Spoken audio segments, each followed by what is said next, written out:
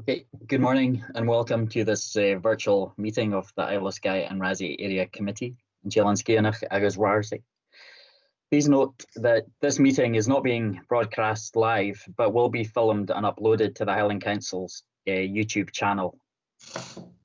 There's a new protocol in place since the Council's been using IT more, and if everyone just bears with me, I'm just going to have to read it out at the beginning of the meeting. If any member loses connection or has technical issues during the meeting, support will be available from an ICT officer on the phone number which has been emailed out to you. Members, please make sure that all members have activated their cameras and muted their microphones. It's essential that you use both during the meeting. However, in the event that the use of your camera affects your connectivity, you can turn off the camera after confirming your attendance at the start of the meeting, and only use it when you wish to contribute to the debate, move or second a motion or an amendment, and vote. You will also need to remember to unmute your microphone when you want to speak and turn it back to mute thereafter. If a member wishes to ask a question or enters the discussion on an item, please activate the electronic hand which is on your taskbar towards the top of your screen. Your requests are being monitored, and at the appropriate time, I will ask you to speak. The electronic hand procedure also applies to declarations of interest, and I will be asking for those in a few minutes. In relation to your declarations of interest, you need to ensure that you have made your declaration, which would normally require you to leave the chambers, such as a financial interest. You should turn off your microphone and you should turn off your camera and mute your microphone when we come to that item, and you will still be able to hear the discussion but not take part in any way. At the end of the item, you can turn back your camera to on and return to the meeting. If you have made a non-financial declaration or any other declaration where you would normally leave the chamber, then you can leave your camera on if you wish, and either take part or not in line with the terms of your declaration. If a member wishes to raise a point of order, this should be done by muting the microphone to interpret proceedings and gain the attention of the chair. The conversation line can be activated by clicking once on the conversation, which you will see on the taskbar at the top of your screen. This will have the effect of displaying the conversation in the right-hand margin of your screen. Please note that the conversation line should only be used to type in motions and amendments. And despite the name, this is mainly for strategic committees and council meetings. It is not actually to be used as a conversation, as this could disrupt the meeting and the debate. Finally, if we need to adjourn the meeting for any reason, you'll be required to disconnect from the meeting at that point. A time will be given for the meeting to recommence, and then you'll be able to join the meeting as normal. This will ensure that everyone is aware of the restart time, including those that may be watching. Obviously, that's for a live webcast. Everyone has been sent a copy of the protocol, and I know we're all getting used to this Microsoft Team and this new normal of meeting online. So just to follow procedure, I'm just going to ask the clerk, Alistair McInnes, to do our roll call. Thank you, Chair. Good morning, members. For the record, could you confirm your attendance when I call out your name, please? Councillor Finlayson. Present. Councillor Gordon. Here. Councillor Monroe. Present. And Councillor MacLeod. Present. Okay, thank you. And I'll pass back to you, Chair. Thank you, Alistair. So is there any declaration of interests this morning? No? No, I haven't been informed of any, Chair. Councillor Monroe. Thank you, Chair. Just in relation to one of the last agenda items, number 8, to do with COVID-19 response, I was part of a local resilience group called Newer Community Support, and that group received some funds from the supporting communities funds. So it's a non-financial interest. Okay, thanks, Colin. So can I welcome those presenting today too. Thanks for joining us online, and hopefully we'll not keep you too long in terms of waiting. This is the first committee meeting since the 2nd of March, and first one welcoming Councillor Callum Munro. And despite lockdown, it's been a busy few months for the council, and I think the phrase hit the ground running really applies to Callum in terms of the last few months of him being a elected member, and I'm sure all my colleagues would agree it's been good working with you over these last few months and just everything that has been going on despite lockdown. So we want to give you a big welcome this morning. Just before we go into the agenda items, if members are okay changing the running order just slightly and taking item 7 before item 6. Can we agree that? Yeah. Agreed. Yeah. Okay. Item 3 is the minutes, and they were circulated for information, and they were approved at the Highland Council meeting on the 12th of March 2020. So we've all got a copy of them. So item 4 is a report from Police Scotland, and we welcome Chief Inspector Ian Graham to our virtual area committee this morning. And members have a report in front of them, and Ian is going to speak to that paper. So welcome, Chief Inspector, to our meeting this morning. Good morning, Chair. Thank you. And thank you to all the councillors for the invitation to the meeting. Apologies on behalf of your local inspector, and she has asked me to put the report in on her behalf. We'll start. You've all had the reports for the last financial year and also for the last period. So I'll just point out some of the highlights from the previous year reporting periods. Obviously, road safety, the top one within your area in terms of priorities, road safety and road crime. There's been no fatalities over the 1920 period, which is a very good result in terms of a lot of the work that's ongoing. That's reflected in the number of people detected for drug driving offences, which is up by 6. You'll be aware your local inspector has had a big push to train her staff up in terms of drug driving to support the work by road policing colleagues. So the Skye area has a significant number of local officers who are able to undertake those tests, which has helped in terms of the work that she's been carrying out. In terms of the speed checks going down, a lot of work's been done in targeted speed checks in areas where local communities have raised concerns rather than just a blanket approach. And that has helped in sort of reassurance within the community. You might not get the numbers back, but you have the high visibility presence within these areas. So we believe that working well. Mobile phone offences have gone up. Again, a lot of work by the road safety with the officers locally in relation to community concerns. And the same for seatbelt offences, still quite high, even though the numbers gone down slightly.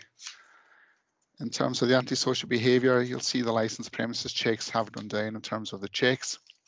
What the inspector's been doing locally is a much more targeted approach rather than just going through every single premises just to record the checks.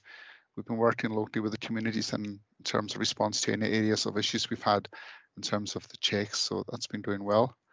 Drugs offences, obviously the number is 0 there, but that doesn't deter the work. There's still a lot of intelligence coming in locally, and there's a number of interceptions, as I say, through the postal and courier service. So there is still work building up the picture for that, and the inspector does tie in locally with our CID colleagues in terms of the intelligence and how best to take it forward.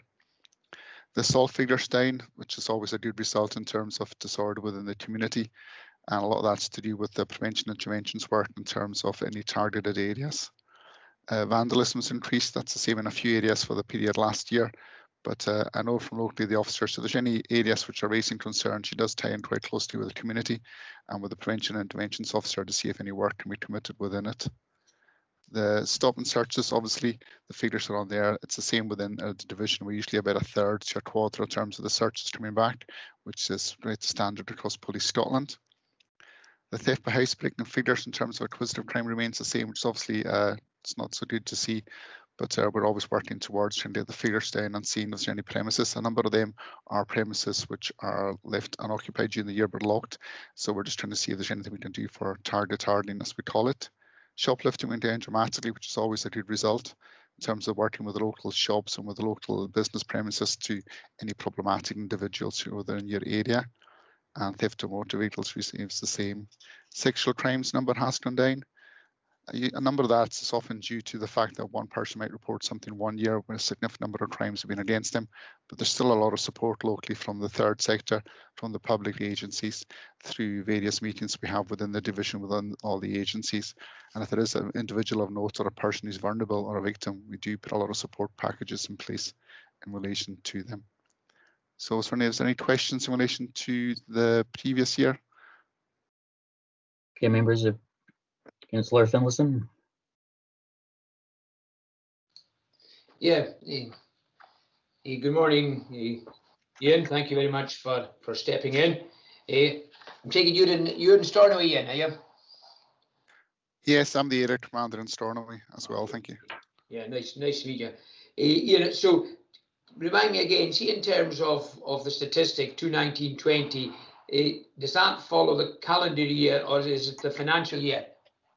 It's the financial year. Okay, thank you very much for that. Okay, and I mean, I suppose, looking at the report, there are a number of areas that have decreased. I know there are concerns around about speeding and issues around about speeding. I think Councillor MacLeod in particular has got a concern around about that. I suppose, although we're not actually talking about the period as much for this coming year, I suppose things will have changed since the start of this year. So in terms of statistics, in the short term that we've since April 2020, I'm assuming that your policing style, your policing tactics, your policing focus will have changed. And it's really what's concerning an awful lot of people, and I'm sure it's the same in the Western Isles, is the issue around about wild camping, littering, and all of these kind of things. And I'm sure they'll be reflected in the stats next year. So it's really just what's your feeling about the manpower available to deal with that, and how much of a focus are officers putting on things that relate to the change in staycation, the change in how people are viewing their holidays to the Highlands, in particular the islands. And I did see that Inspector Ali Garrow had previously said that the police would be very active in taking forward antisocial behaviour and the kind of crime related to the Scottish Outdoor Access Code. So although it's not specific to the report, I think it'd be useful for us to know what's happening there so that we can reassure constituents that the police are taking a very active role in trying to tackle the issues that seem to be most prevalent just now. So thank you for that. Okay, thank you, Councillor, for the questions. You will see in the next report that has the data from the 1st of April to the 30th of June, which does significantly be affected by the COVID-19 response in relation to the number of volume of traffic on the roads, and that obviously which built up later. No, the style and focus has always been, the Chief Constable's made it clear on the educate, enforce, encourage before you do educate, explain, encourage before you go down the lines of enforcement. You'd be all right. Ali Garrow and a number of other partner agencies were represented on the Highlands and Islands Local Resilient Partnership, which raised the issue of staycation, wild campers, and they're a short-term working group just looking at the issues. Being in the Western Isles, we are protected slightly by the fact we've got ferries running with limited capacity. So unfortunately, as a result of that, you are seeing a significantly more increase all along the west coast of Scotland in the number of people hitting your areas. You'll see there's been a lot of press about work ongoing from the police. It's not something that's going to change overnight. The police come along, if we decide to move vehicles, they're going to move somewhere else within your communities, or they're going to go to another community by other local councillors. So I think one of the things we've recommended for here in the Western Isles, Lochaber, potentially ourselves, is just a short-term working group looking at what's come up over the last few years so we can have something in place for next year. That could be in terms of improved enforcement, the parking issues, toilets, etc. You've obviously got a quite unique phenomenon, the volume of visitors that's come into your area and tourists. I say it's nothing new, but this year I think we're seeing a lot more wild campers. We're seeing a number of individuals who we would believe would not come to the Highlands on holiday, and they're coming to the area with tents that they buy quite cheaply. They just park anywhere and camp out and cause a mess, and it's how to target those areas we're looking at. We are responding to all issues of concern raised to us. If we do have anything, you'll see elsewhere and officers have had the opportunity. We've managed to get a few tickets for people being booked, so we would like to continue that presence. But the numbers have been overwhelming in terms of the volume coming this year, and I think that's something we need to look at for next year. It's not something we can fix overnight or probably this year, but it's more of the partnership approach, which I know it's through the HILRP has been done. But yeah, it's something we're aware of. If someone does raise a concern, we will attend to it. And sometimes there's a limit to what we can do apart from explain and encourage and ask people to move forward. But locally, for the first few months, was really good response in terms of the local community. It's only as the restrictions started to lift, we did start to see a huge influx of visitors. I hope that can reassure you and your communities. Thank you. Councillor MacLeod. Good morning, Chief Inspector. Nice to meet you, Ian. It was just concerning road safety, really with speeding. We have an area, I don't know if you're familiar, being out in Stornoway, if you're familiar with the A87 on Skye, particularly through communities from Strolimus all the way up to Louib, including Sconser as well, where the ferry terminal is. And I believe there was a driver recently apprehended there for doing 90 miles an hour in Sconser. But consistently, several members of the community from Strolimus all the way up to Louib have basically aired their concerns to me about speed and the lack of walkway alongside the road, which inhibits people being able to walk freely. Breckish, south of Broadford, they've been very effective in the past in actually having speed restrictions down there to 40 miles an hour. Where we are, it's just a national speed limit.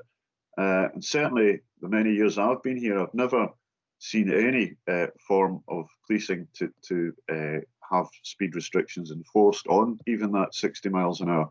I'm just wondering, after speaking to Transport Scotland, if you feel confident that you're resourced enough to perhaps look at that for the future for speed restrictions. Thank you, Councillor, for raising the issue. I did spend a number of months, a number of years ago, based in Fort Augustus, covering areas all past Cluny and up into Skye. So I'm aware of some of the areas, but not all of them. Yeah, the road safety is a major issue within the, obviously, your area. What we've done elsewhere is we've worked with partners to put speed sensors in place, just to get true understanding of what the actual speeds were and the timings, whereas in relation to the ferries, other times of tourists. So I'll take that forward with Inspector Allen to see if that's been one thing that's been progressed. And that way you can go back to your constituents in terms of saying, this is what we believe the actual true speeds are. I would also encourage inspectors to get in touch with yourselves to actually appoint an officer to come up and visit the site and speak with your constituents and provide some reassurance about it and get a true understanding of how they feel about the roadside. What we've done elsewhere is we work with the local authorities in relation to our road safety officer coming up. Obviously, with Transport Scotland, we do the same with them and see if there is a requirement for anything to do with lowering the speed limit. Does the speed centre support this? And also actually having the officers on the ground so you can actually feel the effects of the speed as well as the road safety officer. So I think that's one of the best ways to take forwards. Within Skye, Inspector Allen has done a huge amount to get into your staffing. You actually have 2 secondees running permanently, which takes you 2 over the actual base post number. We only have 1 vacancy for the last month, and that's in terms of a local officer doing a specialised role, but just someone else coming in. So it's always about prioritising of calls, who goes where, and if there's something more significant come in, they will do that. But she's always pushing and getting resources from road policing to come up. I think the best option would be just to provide a list to the officer of your significant concerns, the top 3, and then arrange for someone to actually come along, speak to the constituents on the ground, speak to Transport Scotland about the speed centre so we can truly understand the issues and the timings. And that's probably the best way to go forward. Okay, thank you. Thank you. Councillor Munro. Good morning, Chief Inspector. Thank you for your presentation, or your first half. Nice to meet you too. A lot of the tables there have data which is encouraging, showing decreases and also perhaps more increased detection rates too. But just wondering, it's a snapshot. It's my first time at Area Committee, and is there anything you think that any trends or anything which these tables are maybe not showing us, which you can detect over the last year, 18 months? Is that just something maybe raw data doesn't tell us, but anything you feel that's relevant to our ward, maybe to wider Highlands too.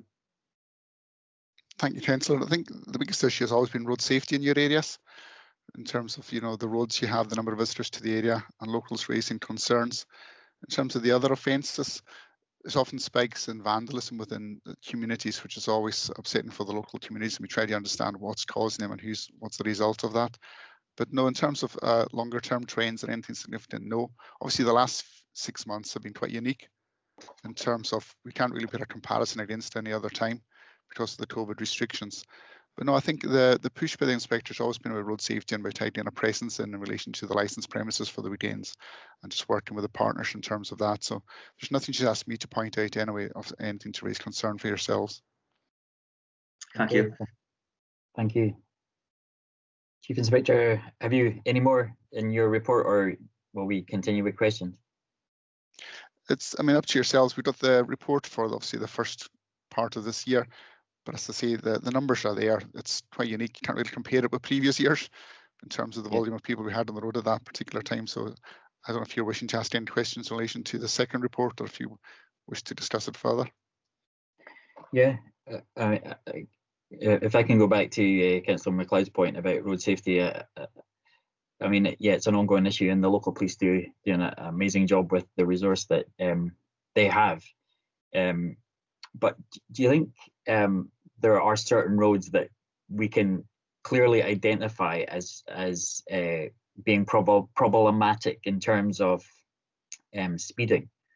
And because as councillors, we've had conversations, you know, about trying to maybe reduce some of the speed in some of the roads just because of, you know, people that are racing or just going too fast. I mean, I'm sure between the four of us, we could very clearly identify a list, and it's something maybe that we need to pursue in terms of Transport Scotland and the Highland Council about speed restrictions, because for us, we get complaints from people, and obviously the police do, and maybe together we could just see about where the problematic hotspots are in terms of speeding.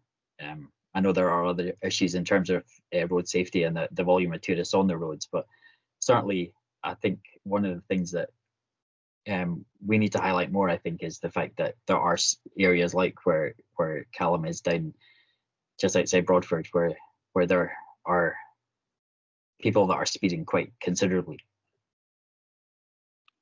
Thank you, Councillor. I think you raised a very good point. What I can do is I'll take this away and we'll do a breakdown of where everyone has been caution charged in relation to the speeding on the particular roads and the times. And then we can come back, supply the information to the councillors and see how then best way to take forward if there's anything you feel we've missed in timings, or if it links in with information you have from the local communities. And that would give you a better understanding of where the speeding offences have been detected, whether it's through road policing, local policing, and as relation to road traffic collisions, or as relation to anything else that's been raised. Would that suit yourselves? That would be excellent. Thank you. Thank you. Thank you. Councillor Munro. Excuse me, John, that's an old hand. I'll take it down. Oh, sorry. Yeah. Any other questions for the Chief Inspector?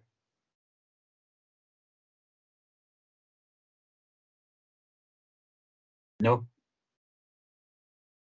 Well, Chief Inspector, thank you for your time this morning. Okay, thank you. And if you have any questions, just send me an email, but I'll get that information to you with the speed checks.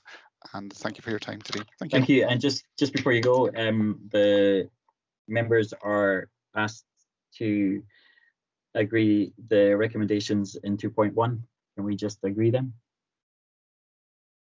Agreed. Thank you, Chief Inspector. Agreed. Thank you. Thank you.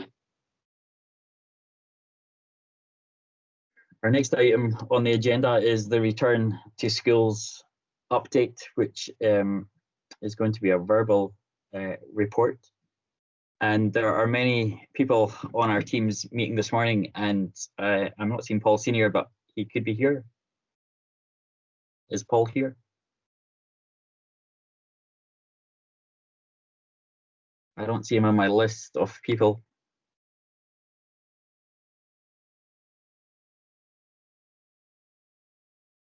Okay, if members are minded, could we go on to item 6 and come back to item 5 when we get hold of Paul? Yeah? Agreed. Yeah, agreed. Okay, so item 6 is our road maintenance update, and we have that in our reports, pages 22 to 26. And we welcome Tracy Urey. Thank you for joining us this morning at our area committee. Tracy, if you would like just to speak to the paper, I'm sure members will have a few questions after. Thank you. Of course. Thank you very much, and good morning, members. The report before you today provides an update on road operations during COVID and how they have impacted on Skye and Raasay. Section 4 of the report explains that during the initial stages of COVID and the lockdown, only essential duties could be carried out, and that was by directive of the Scottish Government. And the kind of duties that we were able to undertake were really those that affected serious health and safety concerns on either the bridge network or the strategic road network, or if there were any other emergencies arising from, I don't know, accidents, traffic collisions, that kind of thing. And also during the initial stages, most quarry plants ceased production, but Sconser Quarry remained open, and that was mainly to support the quarry materials that were needed for council essential operations. So the team worked extremely well during that period, for which the whole of Highland Council road side of things was extremely grateful. Section 5 of the report advises that in order to ensure that our operatives could operate safely during COVID, we did make quite a few adjustments to our working practices to make sure that everyone kept safe. And that included revising our risk assessments, provision of various PPE, and also we issued each operative with a dedicated vehicle, so that's we alleviated the risk associated with sharing of vehicles in confined spaces. And as a result of staff vacancies and some shielding of staff, not many, but nevertheless it did mean that during this period we were only able to operate at about 63% capacity from Portree and Broadford. Moving on to section 6 of the report, this details the impact on local road operations specifically in Skye and Raasay, and as well as works to the strategic road on Skye, the A851 between Broadford to Armadale.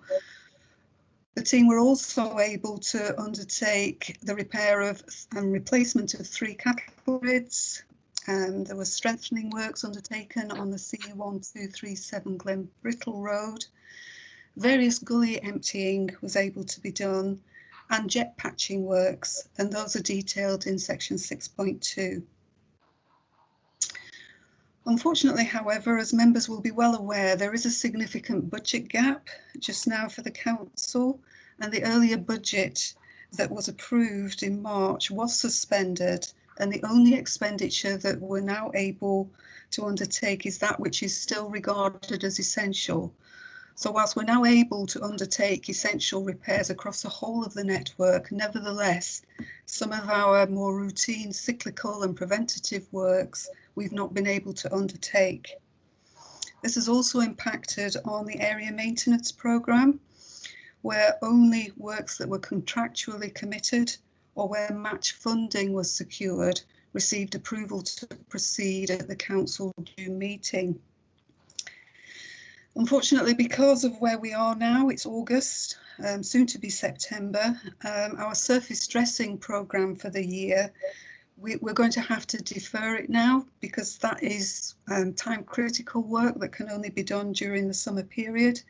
And so the schemes that were planned to take place this year will now be deferred and considered for 21 and 22 by yourselves at a future committee meeting. Whilst no decision on capital or overlay or inlay funding has been made yet, we're hoping that a decision will be taken at the next council meeting in September to allow those works to proceed. However, in spite of this, because of the quarry's commercial commitments, I have been able to agree a limited programme nevertheless, and the details of that are in section 7.2. Finally, section 8 provides members with an update on the various car parking schemes that are underway at Store, Fairy Glen and Kirrine. And although unfortunately those have been delayed due to COVID, the operations are now progressing well, and those schemes are now hopefully going to be implemented as soon as possible. So that's our report to you today, members. I'm happy to take any questions. Unfortunately, I must advise that Gordon MacDonald is unwell today, and that's why he's not here, and I'm presenting the report to you. So apologies in advance if there's any specific questions that I can't respond to, and if there are, then obviously I'll take a note and get back to you. But if there's anything that I can answer today, I will do. Thank you, members. Thank you, Tracy. Appreciate your presence here today in Gordon's place. So, Councillor Finlayson. Okay, thank you very much, Tracy. Thank you very much, John. Okay, so I've got a few questions, observations, Tracy. So we'll just go through the paper. 5.3. The limited supply for alcohol hand gel and antiseptic wipes. I'm assuming that's all now been resolved, and there are, there's plenty of resource now. In terms of vacancies, it'd be quite good to know exactly where we are. I think in the 3 years that I've been a councillor, I don't think we've ever had the roads team up to the strength, that we would like it to be. And obviously the recruitment of the 4 apprentices that we were all looking forward to has maybe stalled. So it'd be quite good to know where we are in terms of that. And I suppose the squads were only operating at 63%. So that is, I mean that's not that much above 50%, 13%. So it'd be good to know where we are in trying to get the guys up to speed, because I know how keen Johnny and Gordon are to have that sorted. 7.1, the roads investment funds, I know are coming to council, as you've said, on the 10th of September.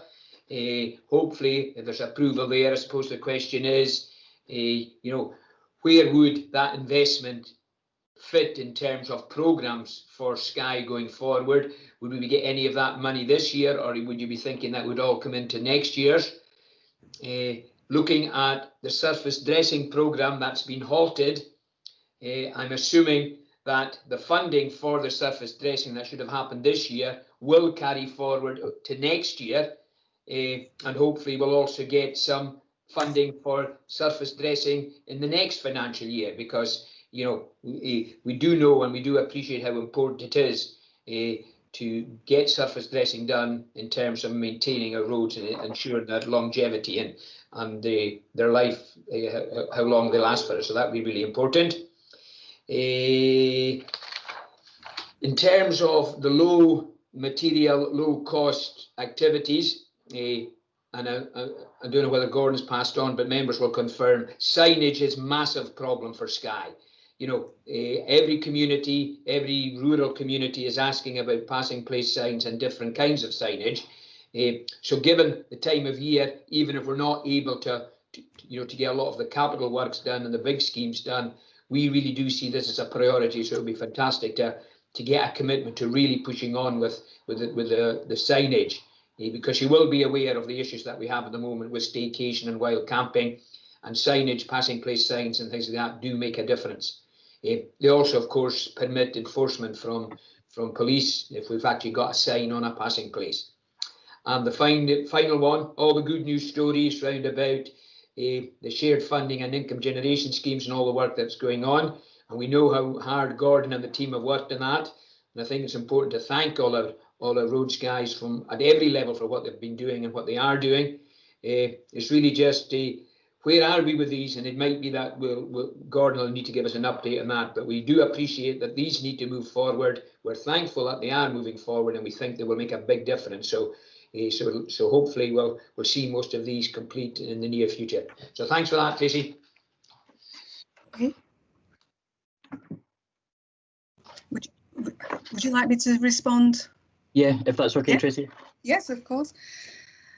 Yes, just to confirm that all the early issues with regard to PPE have now been resolved and have been resolved for some time now. So there is no issue with regard to hand wash gels and all that type of thing. Those supplies are now all in place and there aren't any shortage issues. Vacancies is a tricky one. At the moment, there are quite strict controls in place about recruitment whilst the council tries to manage its budget gap.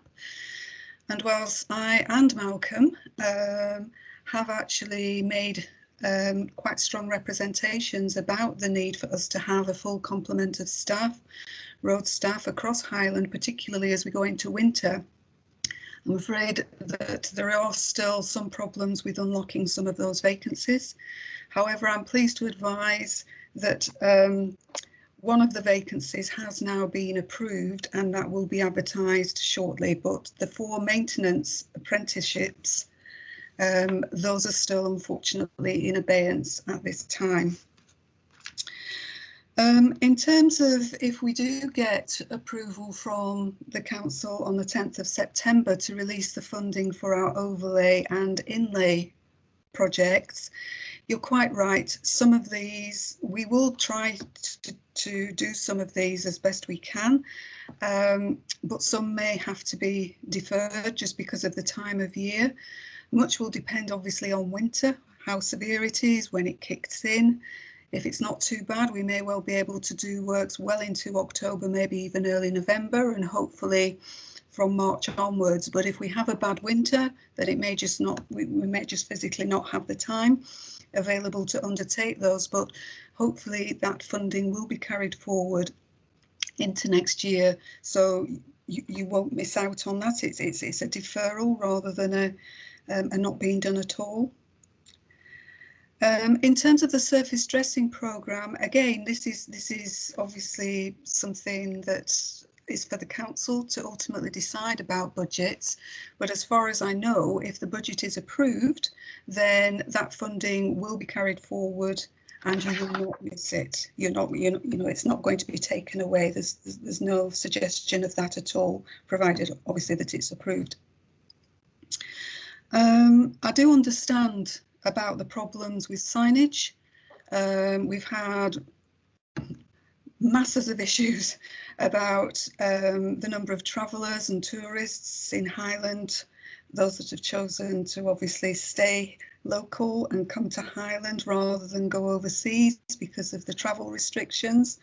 And yes, we are pushing very much for the signs to be replaced. It's part of our commitment to a working group that's been set up to try and address and make what improvements we can to not only advise travellers about how they should be driving along the roads, but also to aid enforcement. If it should be necessary, we need to make sure that all our signage is up to date and relevant if we're able to do that. And we have committed to quite a large programme of replacement of signage, and that will be ongoing for the remainder of the year. So I can give you that assurance today. And in terms of the update on car parks, I'm afraid other than what is in the report before you today, I don't have any further update, but I'm sure Gordon MacDonald will be able to provide you with one as soon as he's better. Thank you. Thank you, Tracy. Thank you, Tracy. Just to say, it'd be quite good maybe to get some sort of indication of the, the passing place replacement programme. You're quite good to have a programme so that as we get approaches from communities where we're able to say, where maybe the passing place sign replacement programme is in terms of their communities. So that would be really helpful. Yeah, I can get that to you. Yeah, and just following on from signage, one of the other key issues in terms of maybe low material cost operations is white lining, which is a big issue for many communities and many community councils, and it just seems to be an ongoing issue. Can't tell you how many times I say the same things to certain community councils. I don't know, Tracy, if you know where we are in terms of white lining. There was plans to train people in-house to do some white lining. But some junctions around Skye, I mean, I know it's the same across Highland. I mean, I was in Inverness recently and I was quite surprised that even some of the roundabouts around Inverness that had very little white lining. And when you're not used to roundabouts coming from Skye, you know, it can help a lot, a white line. So certainly there's certain junctions. I think of the one just at Carbis that would take you over to Einert. You can't really see the white lining, which, I mean, can cause accidents. It's a health and safety issue in various parts of Skye. But it seems to be just an ongoing issue for Highland in terms of the lack of white lining that seems to be going on. So I don't know if there's any updates there that you're able to give. Well, we do have a bit of good news about white lining. We were able to purchase a new piece of white lining kit, vehicle that does white lining for us, and that was funded through the Spaces for People project, because obviously you'll be aware that the council has received funds to dedicate some road space to cycle and pedestrian use, and as a result of that, we did indeed purchase our own piece of lining equipment. So that means that we've now got obviously an enhanced plant. So the question now is indeed, as you say, about the training of operatives locally to be able to use it. So again, I'm sorry, I can't give you an exact timescale for that, but certainly it will be in place across Highland, this piece of equipment, and Skye will obviously have benefit of that, and Raasay as well. So after today, I will speak to Gordon about when we can expect it to come to Skye, and we'll give you an update as soon as we can. But I've noted what you said about the Carbos junction. Thank you, Tracy. Appreciate that. Any other questions? No. Well, thank you, Tracy, for presenting today. I know you apologised at the beginning of your presentation about questions, but I think you've answered every question, and we appreciate your time. And as Councillor Finlayson said, you know, item or number 8 rather in our report, just it is a good news story, and much has been achieved in terms of partnership working in Skye, and these pots of money, maybe small, have made a huge difference to the area. So we congratulate everybody involved in that.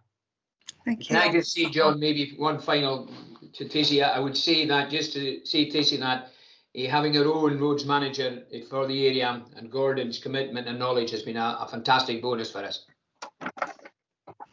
Yeah. Good, and I know that he's enjoying that as well. Thank you. Yeah. I'll pass that on. And we'd all agree with that. Okay. Yeah. Thank you. Thank you, Tracy. Okay. Thanks. Appreciate that. Okay, so we're going on to now the Isle of Skye and Raasay Housing Revenue Account Capital Programme. And presenting this report is Jonathan Henderson. Good morning, Jonathan. Morning, Councillor Gordon. Thank you for joining us this morning. I'll just hand over to you if you want to speak to the paper. I'm sure there'll be a few questions after. Thank you. Morning, members. Thanks for your time this morning. I'll just highlight a couple of items within the report, if that's okay. We've had discussion previously in respect of the HRA capital programme at Ward Business.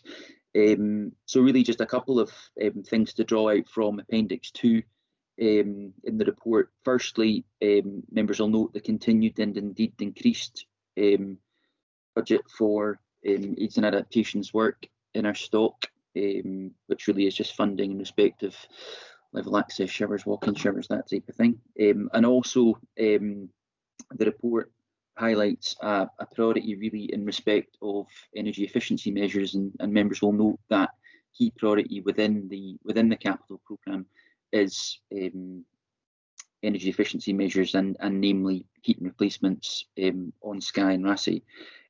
Also, just finally to point out the continued environmental capital budget, which we've had now for the last few years, engaging with the local team and obviously members yourselves in respect of identifying key environmental projects. And I know there's been a number of good projects carried out on the island over the last few years, and it's good to see that we continue to have that. So in respect of that, we'll pick up priorities with the local team at a future ward business meeting. But in the meantime, I'm happy to answer any questions in respect of this report. Thank you. Thank you, Jonathan. Councillor Finlayson. Okay, thanks once again, Jonathan.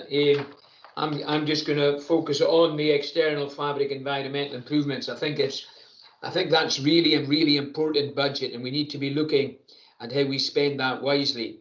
I'm sure, as you've seen across the Highlands, you know, with the current situation and maybe the lack of manpower in some of our areas, round about some of our housing estates and schemes and even individual houses are becoming quite dilapidated looking, shall we say. So I think we need to make sure that we spend this money wisely, and I think it would be good for obviously officers to put forward suggestions, but also to liaise with members, because I'm sure in all our communities we can see things.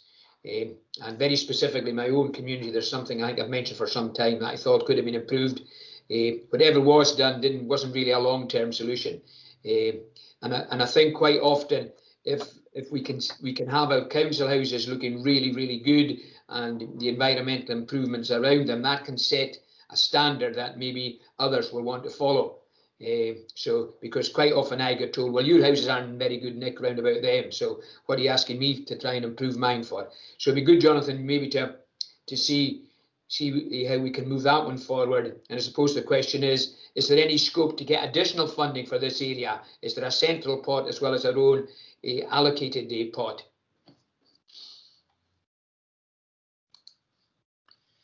Thanks, Councillor Finlayson. If it's okay, I'll come in, Councillor Gordon. Yes, certainly. Jonathan, carry on. I think that allocation of funding on an area basis for environmental capital projects is something which is best discussed locally. And I think what we've done previously is we've come to ward business with, I guess, a list of possible projects, and that's the forum really that we would feed into that, and members, but not just at that point, you know, at any point they can contact myself or indeed Jenny and the local team and put forth projects. In respect of the resources, that is the capital allocation for Skye, but in supplement to that, there's obviously revenue funding as well, identified for environmental works. So it does provide a reasonable resource, but I think probably for Skye, one of the key challenges is, as you say, prioritising it, making sure that we're spending it on the most important projects, but also maybe trying to deliver the projects in a different way as well. I mean, for example, I've been involved in a couple of projects in other parts of Highland where we've actually worked with the community payback team, which has actually stretched that resource far further than otherwise it would be. So I suppose I'm bluntly saying that there isn't additional resource, but there's maybe a way to make that resource go a bit further. Can I come back, John, on that? Yeah, I mean, I think that's really important. I mean, the payback scheme, and I think, Willie, we're going to try and invite the payback scheme officer, because I think there is scope for us to do more there. And I also think that there's scope to work with community groups. You know, so there are community groups, if the resource is provided, will carry out some of the work. So I think it's good to know that flexibility is there, because I do think we need to think smarter, and we need to look at getting value for money and using partners. So thanks for that, John. Yeah, thank you, John. Callum Munro. Thank you, Jonathan. Good to see you again. Just a comment about Highland Council's low carbon ambitions, and obviously over 60% of this budget is going on heating and energy efficiency, which is great. I'm just wondering, do you have any measurements or a program where we can see how this investment in heating and energy efficiency is going to actually help Highland Council achieve its low carbon ambitions? Maybe locally in our own ward, maybe is there a Highland-wide accounting for this too? Thanks. Yeah. Do you want to answer that, Jonathan? Yeah, thank you. Thanks, Councillor Munro. Yeah, I mean, The energy efficiency measures which we're looking to undertake on Skye, we would be able to assess the impact of the measures that we take. I mean, predominantly that's through the use of the energy performance of a particular property. So you would do a before and an after, which would demonstrate the positive impact that would have, which would obviously there have a contribution to the council's corporate commitment to that. But it is something actually that specifically we're doing a lot more of now, analysing the impact, but not just the kind of environmental impact of the works that we carry out, but also the cost impact for the tenants themselves. And what we're currently kind of engaged in a couple of pilot projects across Highland where we're looking specifically at that, doing a lot of analysis before the heating goes in, and then doing a lot of analysis after the heating goes in, just to be able to demonstrate what impact that actually has. Because from our own point of view as a service, obviously we're trying to improve the quality of the stock as best we can, while at the same time improving the situation for the tenant as well. And anything that can be done to lower outgoings for tenants is something that we're looking towards as well. Thank you, Jonathan. Councillor MacLeod. Good morning, Jonathan. Just as we're obviously coming out post lockdown, I'm just wondering if there's anything you can shed any light on to suggest if there was any spike in, for example, rent arrears over that period, you know, and maybe that ties into rural poverty for, you know, if we, God forbid, if we go into another lockdown over the winter, how would we be for a resilience for tenants, you know, against poverty again with heating, for example, costs? Would that be an issue? Thank you, Councillor MacLeod. Rent arrears is not, it's not within my brief per se. However, I am aware that obviously there was an increase just throughout the COVID emergency that we're currently still in. I mean, I think that the capital programme itself is gradually starting up again. You know, just having had that sort of period of suspension over the last sort of 6 months or so, and what we would look to see is all the works which members have previously approved being carried out over the course of the next wee while, and then once we have this programme approved as well, just starting with that as well, because I think the energy efficiency measures specifically that we're looking to undertake, we believe should have a positive impact on you know, on a tenant's outgoings, and I think that anything that we can do at the moment to improve that for tenants, not just now, but in particular now, is really quite important. And I think the analysis that we've done to date would demonstrate that, and I don't think it's particularly profound to suggest that moving from, for instance, old storage heating to air source heating, for instance, that just has a positive impact on the outgoings of a household.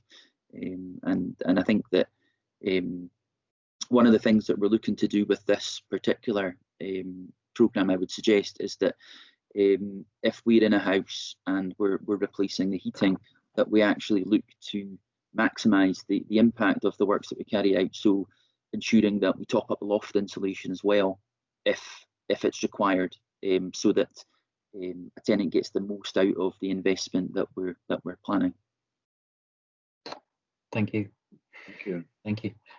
You know, like a lot of areas of life in the council, whether it be roads or housing, I mean, we all know there needs to be major investment. And John Finlayson mentioned about best value, and I just wonder what work is going on in terms of best value. I know sometimes, quite often, procurement is seen as a negative thing, and you know, maybe we don't always get the best value just because of just the whole procedure of that and things. But is there some work that, you know, you guys are doing just in your brief just to try and get the better value in terms of whatever it might be, whether it be the kitchens or the heating or the bathrooms.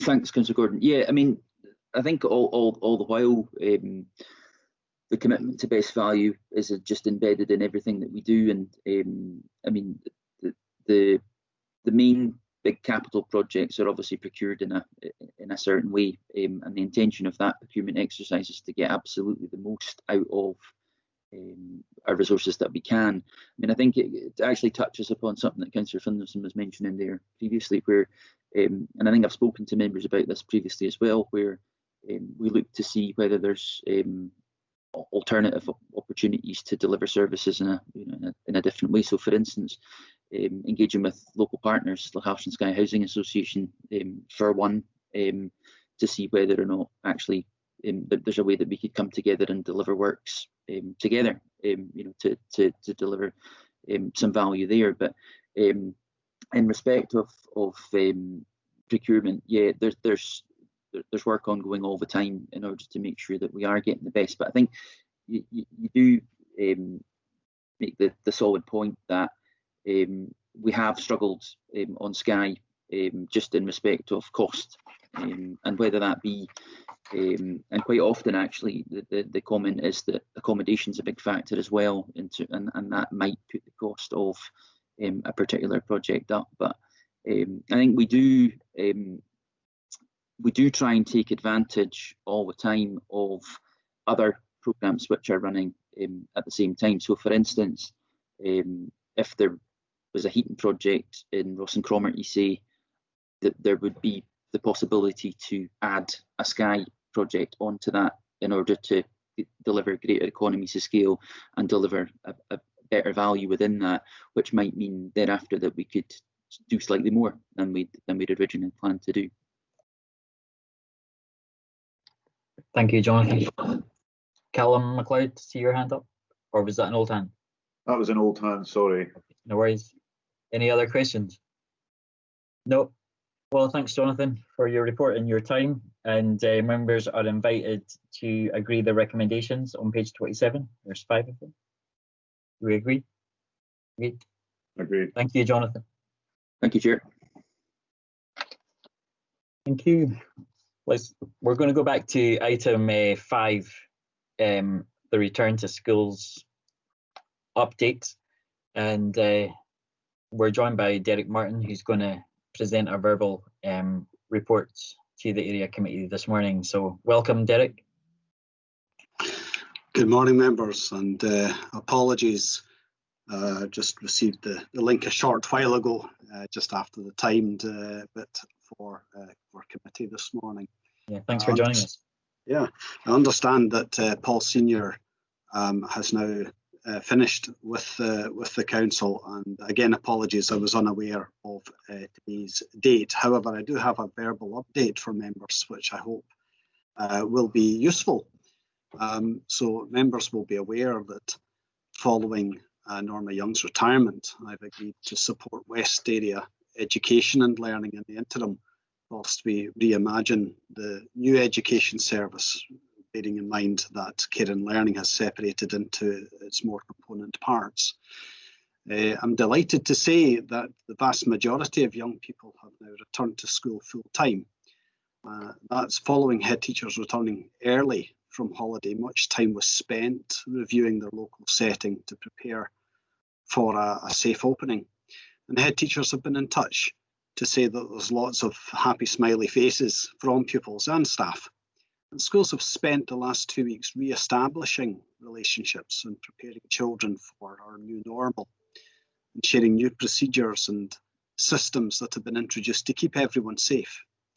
You can imagine that nerves were understandably high when schools reopened their doors to pupils, but I am pleased to report that the schools are settling into their new normal.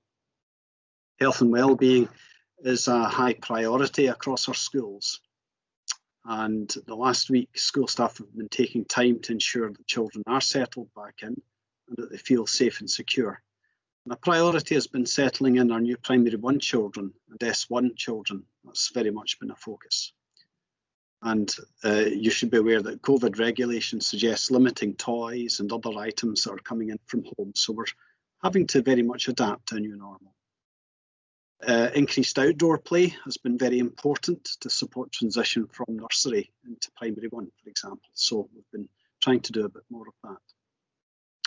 Now, my regular briefings, and I've done some visits to Portree ASG schools, have shown me the dedication of our staff in ensuring that these new routines are understood and an air of calm prevails. And I very much see that in our schools.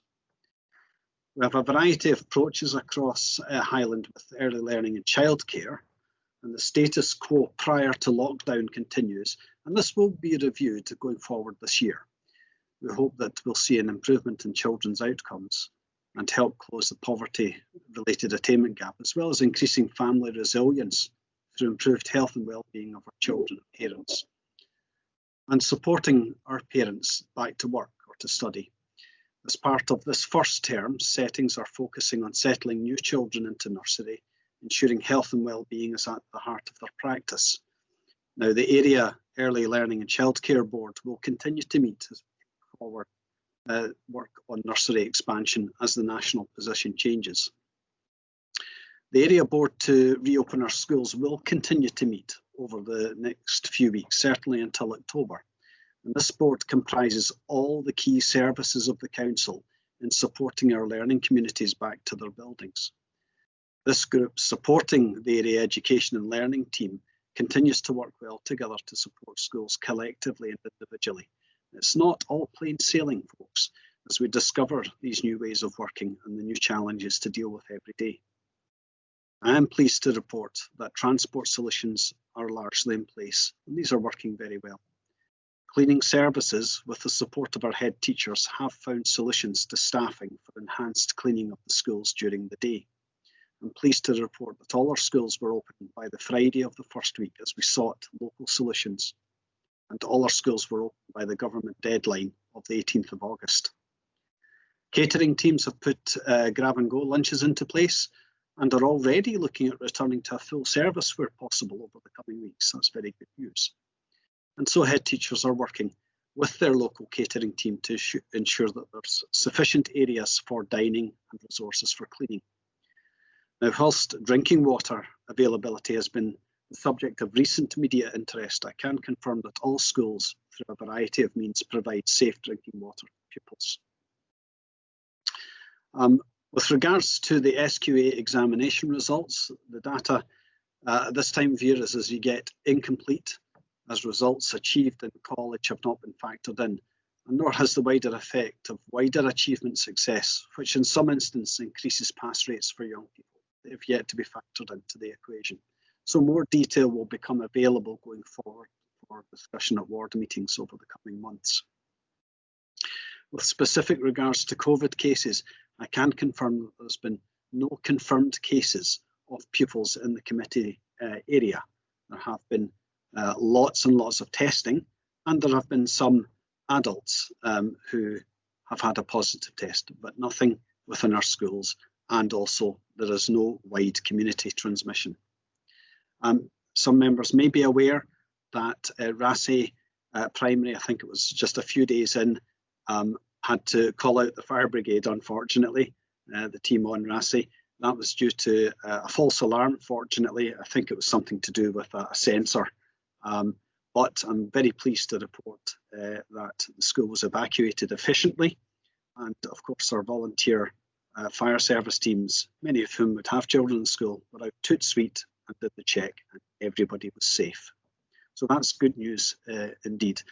I am happy, of course, to take any questions this morning, and please bear with me as I'm still getting used to assisting in this new area. Yeah, no, appreciate your time, Derek, and thanks for being with us this morning. Councillor Finlayson, you've got some questions. Well, questions and observations. Thanks, Derek. Appreciate you stepping in at the last minute. And I think the kids' return, as you've said, the 2 weeks of re-establishing contact and settling back in. Like you, I'm hearing that's gone very well. And I mean, obviously I'm on the Return to School project board, so I'm getting updates of all the activity around Return to School. But I think it's important once again to thank staff, school staff at all levels. And I think that, you know, teachers, head teachers and all staff in schools. And I think area staff and central team staff, because it's been a huge project. It's been a huge challenge. And as you've rightly pointed out, we got all our young people back to school by the 18th. And that was an ambition. And individual settings are dealing with individual challenges. But once again, I'd like to congratulate staff on the ground for the way they're doing that, supported by yourself and your team. So thanks for that. Transition from nursery to P1 and transition from P7 to S1.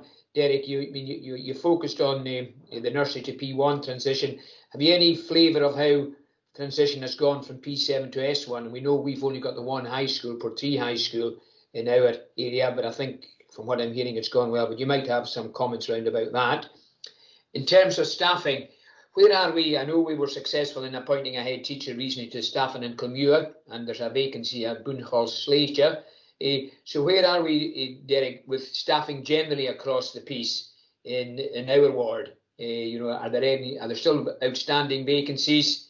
We know there's been a good response to vacancies across the Highland, which was highlighted last week in a press release, which is great news. So I'm wondering if we've still got staffing issues. We do know that the additional funding from the Scottish Government hopefully will be devolved locally. So again, that might support things. So you can maybe just give us a flavour of where we are with staffing. And of course, today we start wearing masks in all school transport and at secondary and communal areas. So it'd be probably quite good further down the line maybe to get a flavour of how that's going. And you might want to comment yourself how you think we're going to meet the challenges there, I suppose maybe in transport, particularly in Skye. And round about SQA, we should have had an education seminar on SQA and attainment this week, which was put off because we're still collecting the data. But we're hoping to have the seminar, I think it's on the 17th now, and there'll be a paper coming to Education Committee on the 30th. So again, I suppose we can't really comment on that, apart from we're all grateful for the good news that the young people got the awards that teachers assessed they merited. So thanks for that, Derek. Thank you very much for the comments. I have a number of times passed on members' good wishes to not only the area team, but the people who are actually working so hard at school level day to day. And I have said many times that members are so grateful for the efforts from everyone. And, you know, our schools really appreciate your support. With regards to transition to S1, forgive me, I have no particular detail on that, but I will ask the head teacher to give me a few lines, which I will then send out to members if that's acceptable, just to give a broad flavour. But the usual story is when you don't hear something that's gone okay, and certainly I would agree with you, Councillor Finlayson, that seems to be going okay. I know that you were there, for example, on the first day of Portree reopening, and again saw well-grounded, happy children and staff. The reality, of course, the usual transition arrangements just didn't occur. You know, there wasn't the opportunity for those summer trips and visits, both to schools, but also all residential trips were cancelled. And so in the round, I am aware that our colleagues in both primary and secondary worked well online. And it would be no surprise to see that the online learning would have involved input from the secondary school to the primary sevens in the last few weeks. So I'll maybe send a little paper briefing to members of that would be useful, just to give a flavour. In terms of staffing, yes, and I'm getting to grips with the particular challenges of rurality in West area. But yes, Kilmuir and staffing, that has been useful. That was an interesting few days as the acting head became unwell and we had to look at temporary arrangements. But I'm so grateful to and forgive me, I've forgotten their names, Flossie and her sister, who are helping look after things for the moment with, please God, at the end of the October break, a new appointment going in. And we're grateful, so grateful for head teachers and principals and deputies who have sugared things around right through West area to try and plug gaps as we go forward. To put it in context, the challenges of staffing in your committee area are limited by comparison to other committee areas in the West, where we've got significantly more problems to deal with, again, due to the rurality. For permanent appointments, of course, members will be invited by Don Essen to help form the interview panels along with Parent Council. And whilst, of course, officers help to advise, we have no part in the actual appointment process itself. That is a decision for members and Parent Councils for the posts of head teachers. Today is indeed the first day of face coverings in our schools.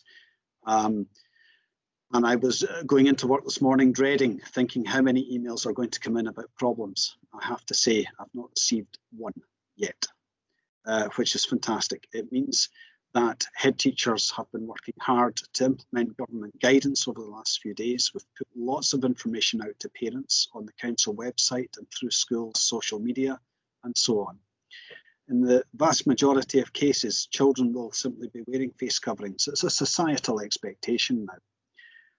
Where some children don't have them, you can imagine sometimes people simply forget. Schools will be working towards having a supply of coverings that will either be given out permanently, maybe a washable thing, or indeed some face masks.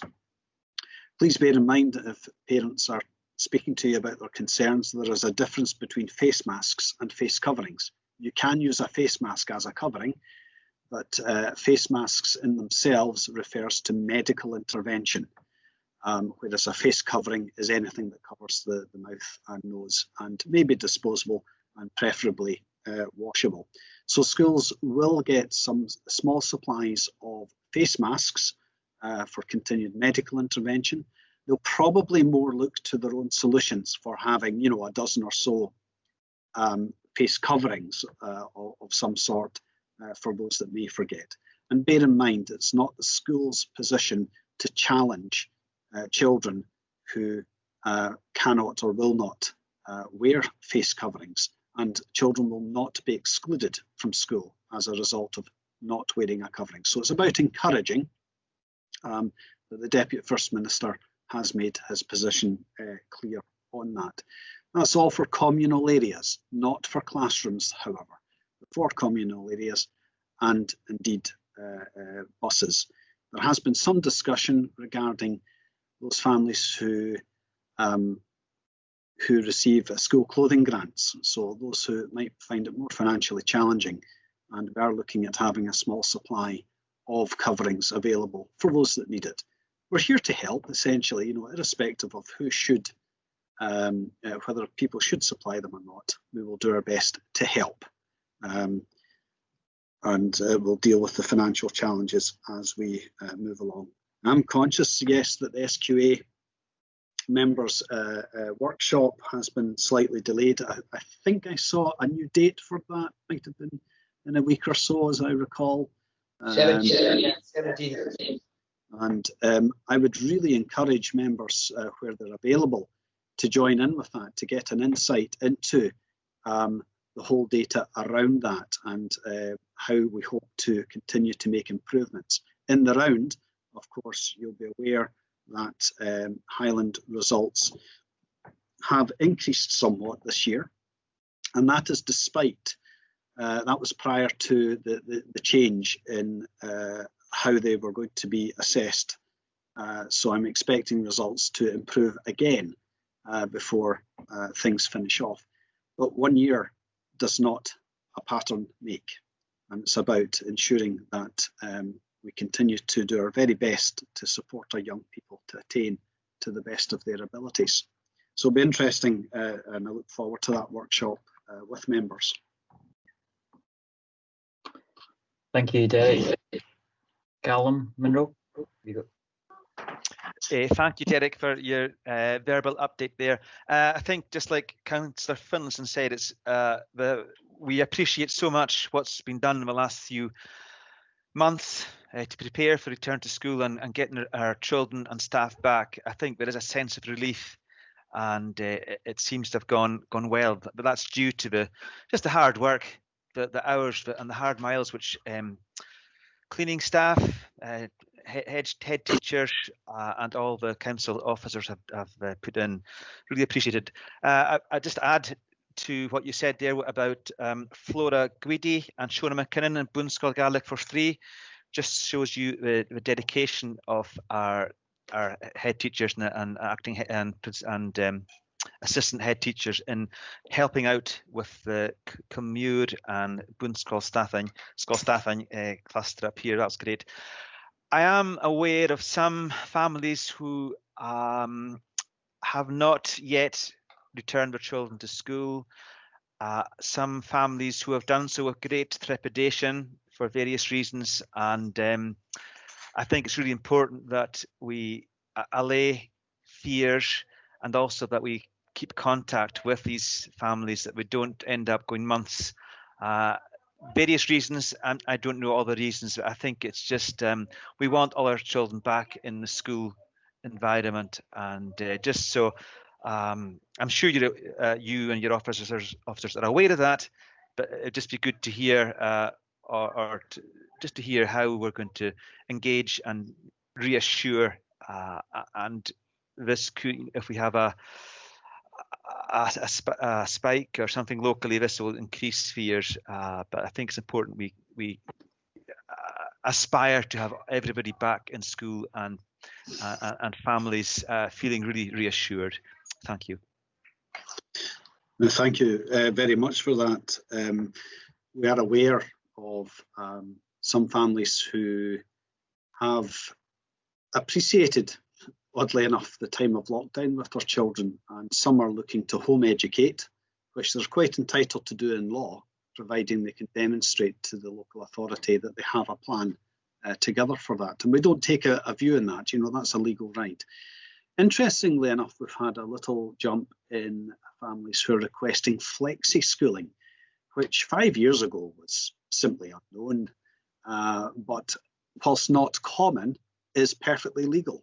The tricky bit, particularly in primary school, is agreeing with the parent what parts of the curriculum they are legally responsible for, because of the nature of the integrated approach to learning in primary school. And that can be challenging. But again, like full home education, there is a legal right to request it, and unless there are good grounds, we cannot refuse it. And my broad view is that, providing children have plenty of opportunities to socialise with their peers, those are entirely private matters for families. But the implication, of course, is that sometimes we do get asked, well, and what will you supply? And the short answer is, unfortunately, nothing. This is your choice. And we do engage with families to help them understand the implications of that. But perhaps more so, we do have some children, and the numbers are quite low, of families who are anxious. Now, the most important thing is to look behind that. So if it's a child with additional needs, we're going to continue to support learning as best we can. But bear in mind that all our teachers are now teaching their classes again, and so our resources to provide online learning are very much diminished at the moment, because a teacher can't do both at the same time. However, we're doing our best to help those individual cases, and to allay anxieties, and to gently encourage them back to school. And then we do have some parents who are very anxious, and again, we need to engage with them. We need to go behind, what is it, what can we do to help? Can you manage to get to the shops? Okay, that's a good starting point. So if you can go to the shops, what are the worries? What are the things you need to do to be able to do that? And sometimes it's about holding hands, frankly, and saying that our schools are safe places. There is no widespread community outbreaks of COVID. So our schools are safe. And let's talk through our risk assessments. In the past 2 weeks, there was a lot of, we want to see risk assessments, and we had to take a view as a council on that. And we realised, of course, that this will only help parents if we are open and transparent. So schools have published their risk assessments and are happy to engage with parents. So it's about that journey. At some point, we may need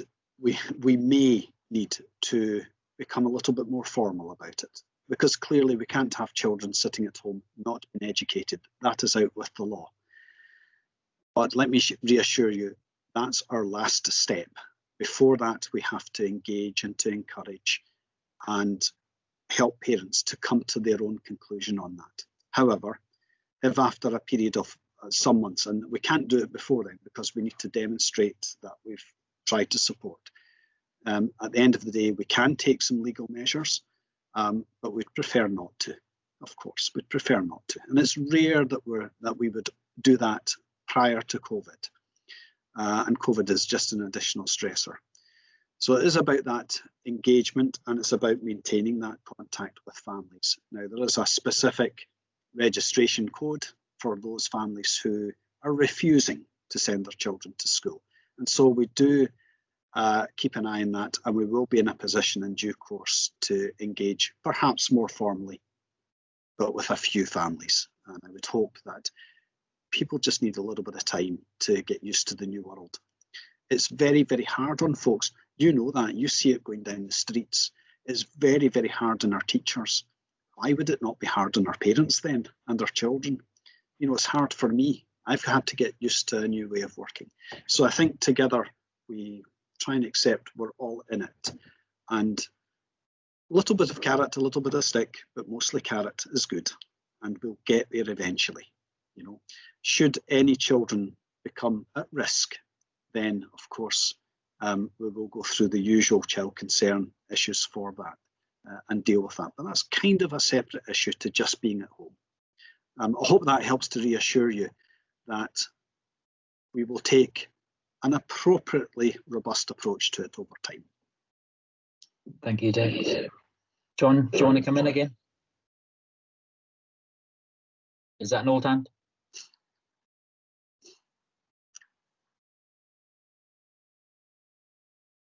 Oh, old hand. Derek, just in terms of learning support, where are things at with learning support units and also children that are or have been shielding, and is there a percentage of children that have still not returned to school just because of maybe lifelong conditions or illness or whatever? And yeah, just maybe it'd be quite good just to hear a wee bit update about that, and you know what help is available to them. So we, in terms of additional support and staffing around that, you know, in each area has quite a different approach. So for example, in mid area, my other area, we have 2 special schools. Now we don't have those in the West.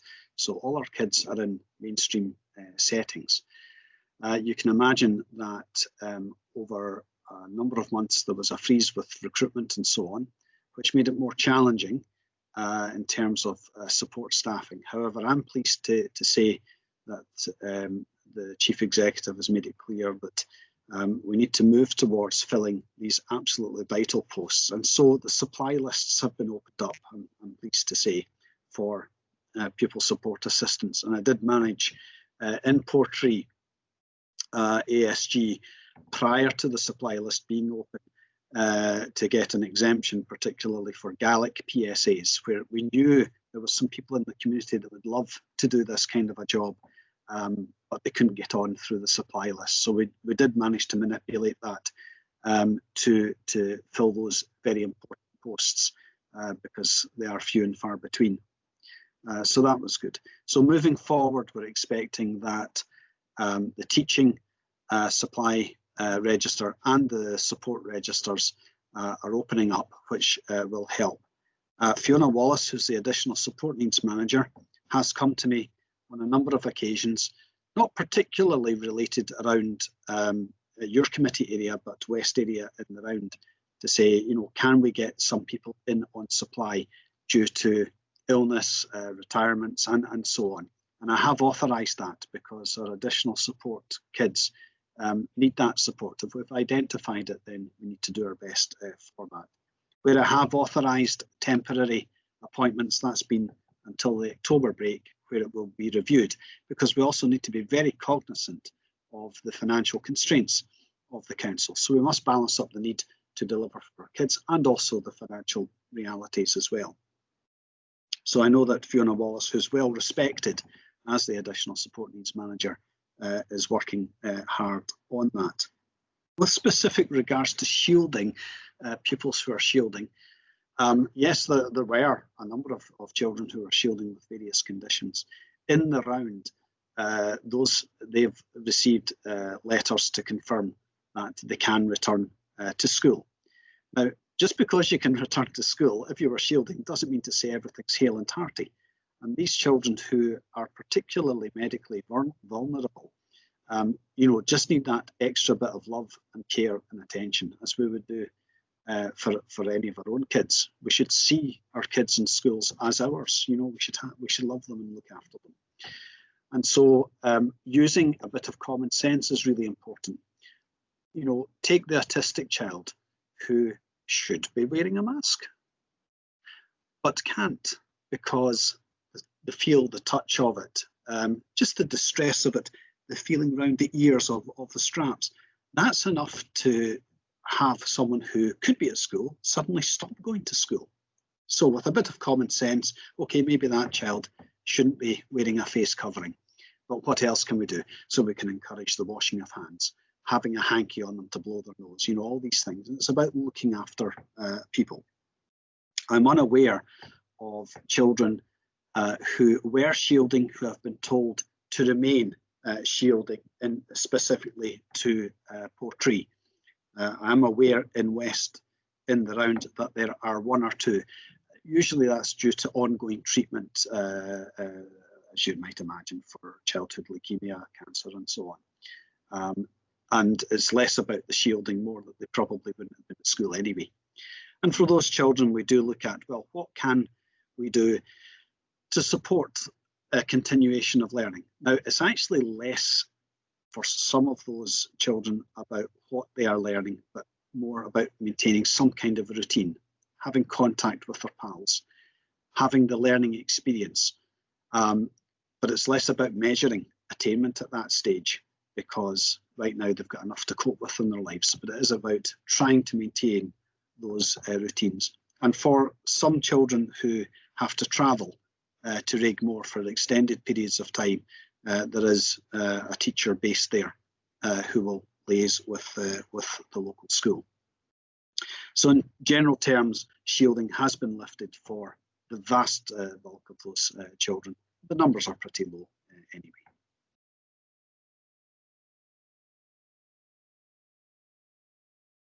You're on mute, John. Apologies. Thanks for that, Derek. I appreciate that.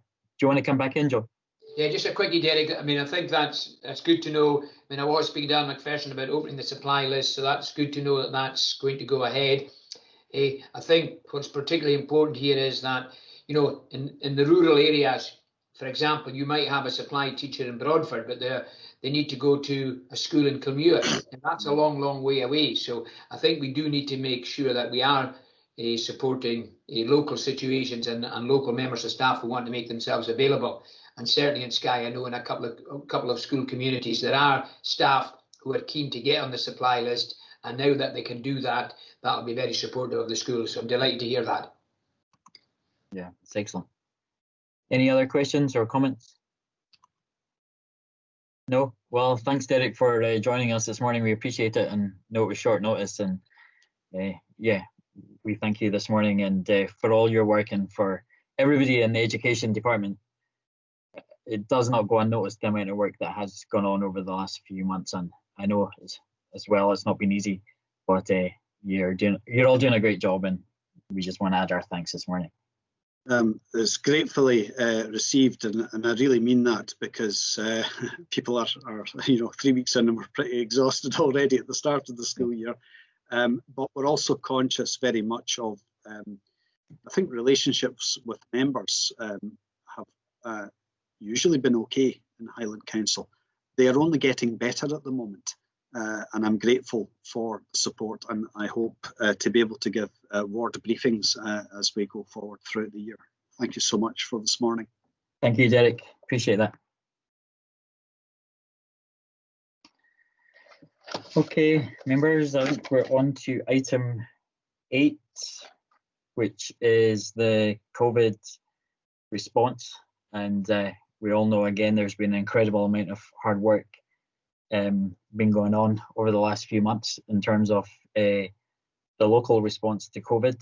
And we've got 4 parts to this presentation. We've got the local hub, the local community hub, and Willie McKinnon, our ward manager, will present that, and also the community response funding, which is Stuart McPherson from Highlands and Islands Enterprise. And also we'll be hearing from the third sector from Joe Ford, who's the Chief Officer for Skye and Lochalsh Council for Voluntary Organisations. And we also will have Malcolm MacLeod, the Executive Chief Officer for Infrastructure and Environment, and the ECO for Skye and Raasay, speaking about the recovery phase. So we're going to say the first 3 first.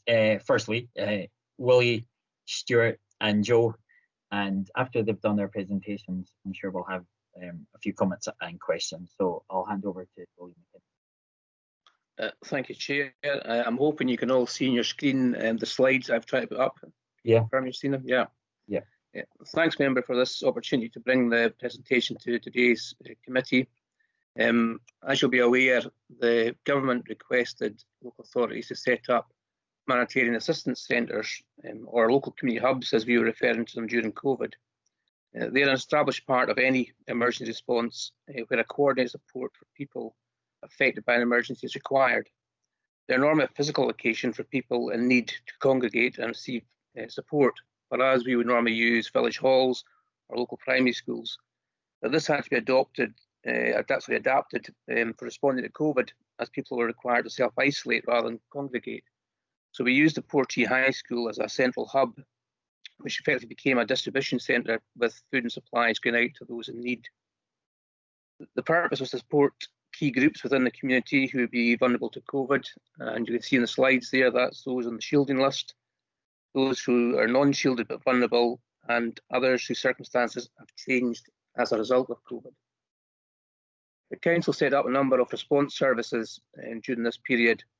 There was the Highland Council COVID Helpline. This was led by the Service Centre team, but supported by a range of Council staff who were redeployed from across Highland, including staff from our own area here in Skye and Raasay. There was 2 helplines. There was a general helpline and a specific line for those on the shielding list. And the peaking calls came during April time, which coincided with all the letters going out to those on the shielding groups. Across Highland, we had 10 local community hubs, and the ward managers were tasked with setting up and running these hubs, liaising with key staff in terms of locations, bringing staff on board to form hub management teams and support distribution and teams as well. We also had to take necessary steps to ensure that all Scottish Government advice and directives were being adhered to. And in addition to the hub team, there was also support from the fleet team in Inverness. They provided vans in terms of the distribution of food. We had refrigerated vans and vans that could cater for the frozen meals as well. We also had support from environmental health, providing guidance around about food handling, food storage, and likewise from the catering service, who also on a practical level worked at the hubs, in the kitchens, preparing all the frozen meals ready to go out, did all the stock control, and then reordered when required. The Highland-wide approach was taken to the hubs, but each hub very much tailored to the needs of the local community. And they take account of local geographies and local challenges, and we'll go on to that a bit later on. The distribution hub in Inverness was responsible for the coordination of food supplies across Highland, and that came from the order requests submitted by the local community hubs. They received food direct from Fair Share in Aberdeen and then bagged it up into food parcels ready to go out to the local hubs for onward distribution. In terms of the virtual hub, this was led by the Policy and Reform team, again with support from deployed council staff. In addition to being the team dealing with shielding inquiries, they provided liaison and support to the Helpline and hub staff and gathered information on local community groups involved in the response. The types of support available through local community hubs included, for shielding groups, support to access Scottish Government food parcels, which they had to sign up for, support for food whilst they're waiting for those parcels coming out, and also support for supermarket priority click and collect slots. For all the other vulnerable groups, we had support with either food going direct from the hub or by linking to a community group, support again with shopping by linking with a community group or directly with shops who are doing home deliveries, pharmacy deliveries, weekly contact to determine what support was needed that week. The business support staff were providing advice and guidance and signposting. Much of the support has been ongoing throughout COVID. In terms of referrals, we had self-referrals via the helplines or community groups making referrals. We had referrals from NHS adult social care through the vulnerable adults lists and the shielding lists, which we got on a weekly basis. Referrals from children and families teams, housing team and the welfare support team.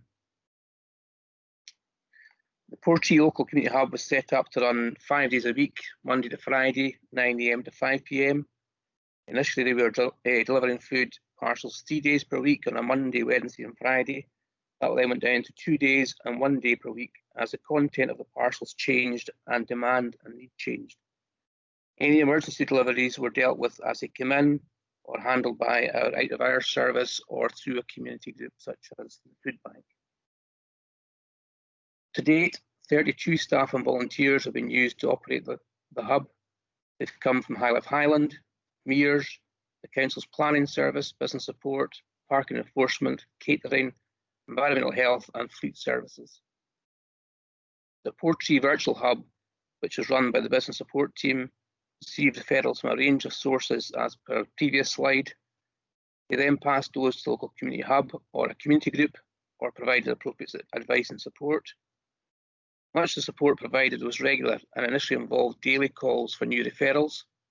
For those receiving regular weekly food packages, this involved calls 3 times a week, then twice a week, and latterly down to once a week. A prescription delivery service was also available through the hub. However, in the main, community arrangements were already in place, such as the Skye Community Response, who had a group of bikers who were able to deliver across the North End. There was also a water delivery service for those on the private water supplies, and that was supported by Environmental Health and Scottish Water. But to date, that service has not been required. All community council areas within the ward have been responded to either by community groups or through the hub. Food deliveries have included direct delivery, shopping for a vulnerable person, arranging and encouraging use of click and collect, signposting to food banks, community larders, and local shops doing home deliveries. In terms of the emergency liaison group, our area covers Skye and Lochaber. This is a group which is category 1 responders made up of police, the fire, NHS, the council, Coast Guard, etc. Initially, they were meeting weekly and maintained an overview to respond to any specific difficulties, geographic challenges. I think at the outset there was some concerns about how we could get people off Raasay, but the Scottish Ambulance Service came up with a solution for that. And as a result of the home farm COVID outbreak, a Care for People group was established with relevant officers from NHS Highland and the Highland Council. We were tasked with preparing an electronic help and support leaflet. The leaflet included what support was available through the local community hub, from the welfare team in terms of benefits, for bereavement support, with contact details for funeral directors, registrars, Citizens Advice Bureau, and other services available such as support for physical and mental well-being. Although the community partnership didn't formally meet, all core partners had key roles to play throughout the period we've been through. In terms of this slide here, you can see some statistics about who we were supporting through the hub. The shielding figures are specific to an individual who received a shielding letter, whilst the non-shielding figures relate to the number of households, but does not include the number of people receiving support within the house, nor does it either set of figures include and indicate the number of times support is provided. Over the period that the hub has been operating, 32 households have received food parcels direct from the hub, whilst many, many more have received support direct from a community group. The hub was regularly supporting up to 20 households per week. Latterly, that was reduced to 2 or 3, and fortunately at the moment, we're not having to deal with any, which is a positive. In terms of positives, the community support was outstanding, and I'm sure that will come across in Joe's update. The links between public and third sector agencies, along with links created with the community groups, was a very positive experience and heartwarming to see. The hub team were exceptional, nothing was a bother, and everyone was eager to play their part. That leaves real hope that a legacy for future community resilience can be gained. There were challenges along the way, including the logistics of getting food delivered over the large geographic area that we cover, pace of change, and responding to daily updates and government requirements. Finding solutions, including securing additional supermarket delivery slots for those on the vulnerable list, was again a positive. Although a challenge, we worked closely with Tesco. We eventually managed to secure some additional slots for deliveries at Portree and Broadford. Another challenge was about avoiding duplication of effort given the number of groups that were wanting to provide help and support, and trying to avoid creating dependencies, all of which are ongoing. There are opportunities to explore, as this slide indicates, through strong partnership working, new alliances between communities, and more use of IT, social media, etc. In terms of the next steps, although the hubs are relatively quiet at the moment, they are ready to provide support when and where required. As indicated earlier, there have been 32 staff and volunteers involved in running the hub. Most have returned to their day job, and we're currently looking at how ongoing support can be provided, and particularly to support the community groups that continue to provide a service. Across Highland, there have been 411 community funding grants awarded, totaling just over £2 million. For this ward, we've had 55, totaling just over 200,000. Your own ward discretionary budget has funded 26 different community groups who have been involved in the community effort against COVID. Across Highland, there have been a total of 7,390 business grants awarded, with just over £74 million. The Skye area, as opposed to the ward, has received the third highest number and value of business grants, amounting to almost £10 million. The area has also received the highest number and value of self-catering grants in Highland, 4.9 million, which is 1.2 million and 120 awards more than the next highest, which was Inverness. Skye also had the highest number of awards and funding received for bed and breakfast hardship funds. And although it's a positive to see so many businesses receiving financial support, it demonstrates the risk to the tourism industry, which is so vital not only to Skye and Raasay economy, but Highland. In terms of the council slides, that's me. I will try and hand over to Stuart for a verbal update in terms of the Supporting Communities Fund, and then Joe, and then we'll obviously take questions and comments after that, if that's okay. I'm just trying to stop sharing.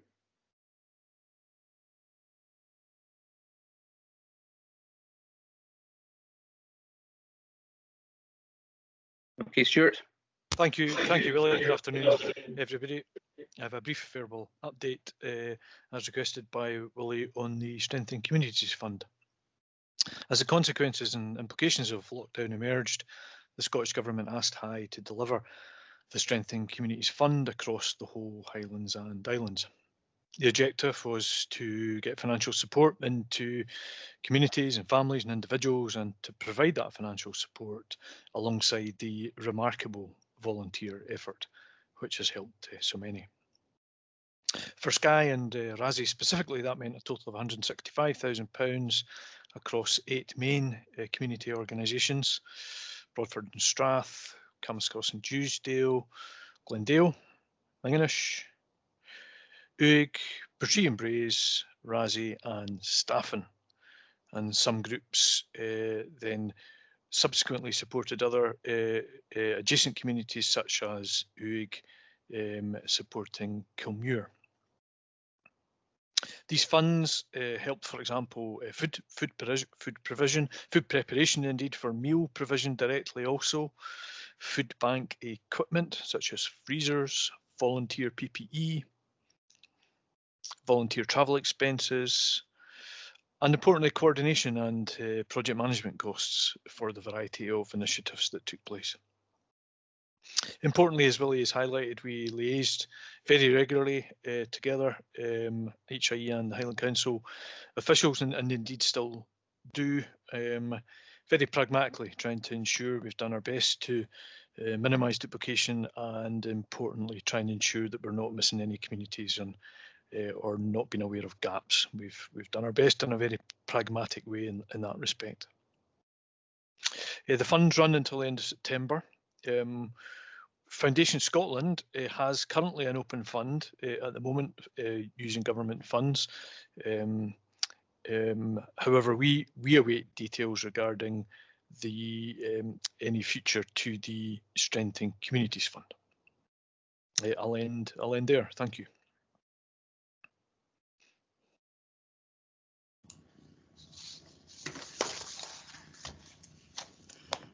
Hello everyone, I hope you can hear me okay. Brilliant. So in June, Skye Raasay CVO, along with the Highland Third Sector Interface, carried out a survey on behalf of the Scottish Government to assess the third sector response to COVID. Skye Raasay area was it was the second largest respondents that we had in the survey across the Highlands. And the figures show that 45% of third sector organisations actually ceased services during the outbreak, 36% modified services, and 19% completely changed their services. Supporting the 55% active groups, a number of mutual aid pop-up groups were set up in the local township communities, such as Staffing Helpers and the Slate Prescription Service, coordinated by the Community Council. Local development groups, as Stuart said, such as Broadford and Strath, Camas Cross and Dewsdale and Uig Trust, received funding and took the lead in local and emergency response, delivering food, prescriptions, fuel, vouchers, and also pop-up food banks. These were supported not only by the Supporting Communities Fund, but the National Lottery and the Response, Recovery and Resilience Fund.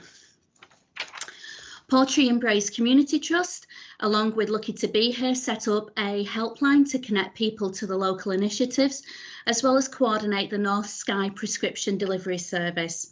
They also, for the whole island, coordinated fresh fruit and vegetables deliveries, which are still going on to the different local food hubs. They were also very successful in local fundraising drive. This was very much a GoFundMe drive online. Lots of people got behind it. And I believe around 70,000, it may be more, was actually generated by local fundraising for the Skye Community Response Initiative. And that money's been used for PPE, hand sanitizer, the fresh fruit and vegetables. And I believe a portion of this, the last time I heard it was about 40,000, but it may be less now, was actually being put aside in case there was a second wave of the pandemic. Third sector social services provision continued with people like the Young Carers, Skye and Lochoush Mental Health Association and Skye and Lochoush Befrienders adapting their services to do the COVID response. And FASCA, Skye and Lochoush Mental Health Association, continued to do their food, which they have been doing for quite a long time from the co-op leftovers. They continued that and expanded that to beyond their members doing home deliveries. And the Skye and Lochoush Befrienders, which the members all supported at the start for our community calls, SLCVO's community calls, we provided a daily call service with about 56 volunteers and around 55 clients. And that's totaled 1,700 calls have been made by the end of August. This service will continue post-September, but we'll be moving to the Befrienders service, and we've got about a 30% conversion rate for volunteers continuing this service. Part of the June survey that the HTSI and SLCVO ran also asked groups what the main areas of support were required post-COVID for the recovery. And key things that groups actually identified was funding and fundraising, managing volunteers, digital support, HR and recruitment, networking and events, and capacity building. We also asked groups what they thought were the main areas of concerns for the local communities they work and live in. And by far the most was loneliness at 80%, increased poverty at 65%, and then it goes down with access to food going to 35%. So it shows that there was a really good emergency response for that food and fuel provision, and people weren't so worried about that. But the loneliness and increased poverty and mental health issues very high on people's concerns. Food provision, as Stuart mentioned, and Willie, was very much the community food hub and then the local initiatives. And a lot of these were pop-up food banks. So you have the Skye Raasay Community Food Bank, which was provisioning for the whole area. And they changed their service from being provisioned through third-party organisations such as social work to a doorstep delivery service. This has now stopped and they're back provisioning through third parties. But there was also food share initiatives set up and pop-up food banks. So an example is Carbos. There was a pop-up food bank in Carbos. This will now stop after September because there's no funding, and also the demand of that has reduced. Although when the tourism industry opened up, they saw a blip of demand increasing because people were apprehensive about going to the local co-op, and therefore they were using the food bank. Moving forward in recovery, SLCVO, we're developing a third sector profile for our area, Skye Raasay and Wester Ross, and this profile is going to be divided into the 3 areas. In Skye, we've taken the Oscar Company's House and our membership extracts in July, and we've collated these, and we're working our way through each of the areas, looking at different things such as income and the type of services provisioned. But just for really high level examples of what is in Skye and Raasay at the moment, we think we've got around 195 third sector groups. Of these, 92, which is 47%, are unincorporated voluntary groups. 53% company limited, 53 are company limited by guarantees. 27 are SCIOs, 6 KICs, and the rest are trusts and societies. Of that 195 groups, 129 are charities, that's 66%, and 13 are development trusts, 13%. So as you can see, we've got the majority of groups, third sector groups in Skye, probably between 50 and 60% are small, unincorporated organisations that are wholly volunteer-led and purely volunteer-run.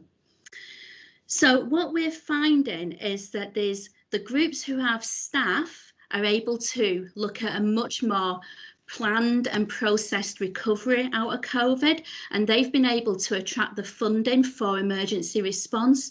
The groups who are purely led by volunteers and run by volunteers have had to cease, and they're actually finding it difficult now to open back up. This includes the majority of village halls in Skye, because most of them are unincorporated groups. They may be charities, but they're unincorporated and do not have staff. SLCVO, to support this, we're working with the HTSI and other rural delivery partners in producing a village halls pack, which is available on our website. And this is to help village halls look at all these situations, carry out risk assessments, identify what they need to do before they open, and we've been promoting that. We also have for groups a back to operations check that they can run through, and we will take groups through that on a one-to-one basis with their committees online. HTSI are also undergoing a census this year for the third sector, and we can compare that in 2015. So one of the things for moving out of recovery is, although we've had a huge response of emergency support and a lot of pop-up groups, many of the pop-up groups will cease and won't carry on. Some are. Staffing Food Bank is carrying on, as to Broadford and Strath Community Food Share, but many of the smaller groups haven't got the volunteers and don't have the structure. So now we're looking at the third sector that was in existence pre-COVID, and we want to see where the gaps are, where the capacity is. But a lot of these smaller groups are the social care groups that are essential for people's mental health and well-being and loneliness, and they're the ones who are going to struggle. What we've done, we're working with CalMac to look at their funding that will be coming to Skye, again, because we've got the Uig terminal.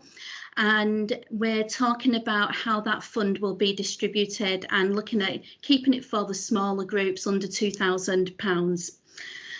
And where groups have staff, as I said, they're quite serviced, they're quite well supported. It's the group who don't have staff who need to go, and that's where SLCV are focusing our recovery support. And that's it, thank you. Thank you, Joe.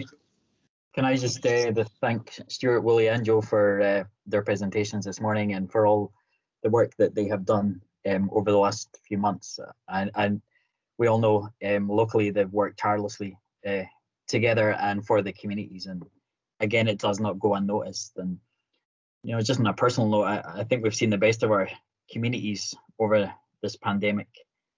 Everybody that's made a huge difference to the lives of the residents of Skye Raasay and the wider community in Lochals, particularly all those that have been shielding and self-isolating and are vulnerable. I mean, I'm sure we've all heard stories of just the impact and the difference that not only the community groups and the various funding has made to not only businesses but just the wider community. And I think the response during COVID has been quite incredible. And as Joe says, you know, the fact that there's been not only the groups that are established, but pop-up groups have started, and again we've seen the wider Skye Community Response Group, all of them working tirelessly for Skye and Lochals. And it's just an incredible amount of work, not only in the public sector, the voluntary sector, but again just friends and neighbours as well, who have been looking out for their neighbours in a new and a more meaningful way. And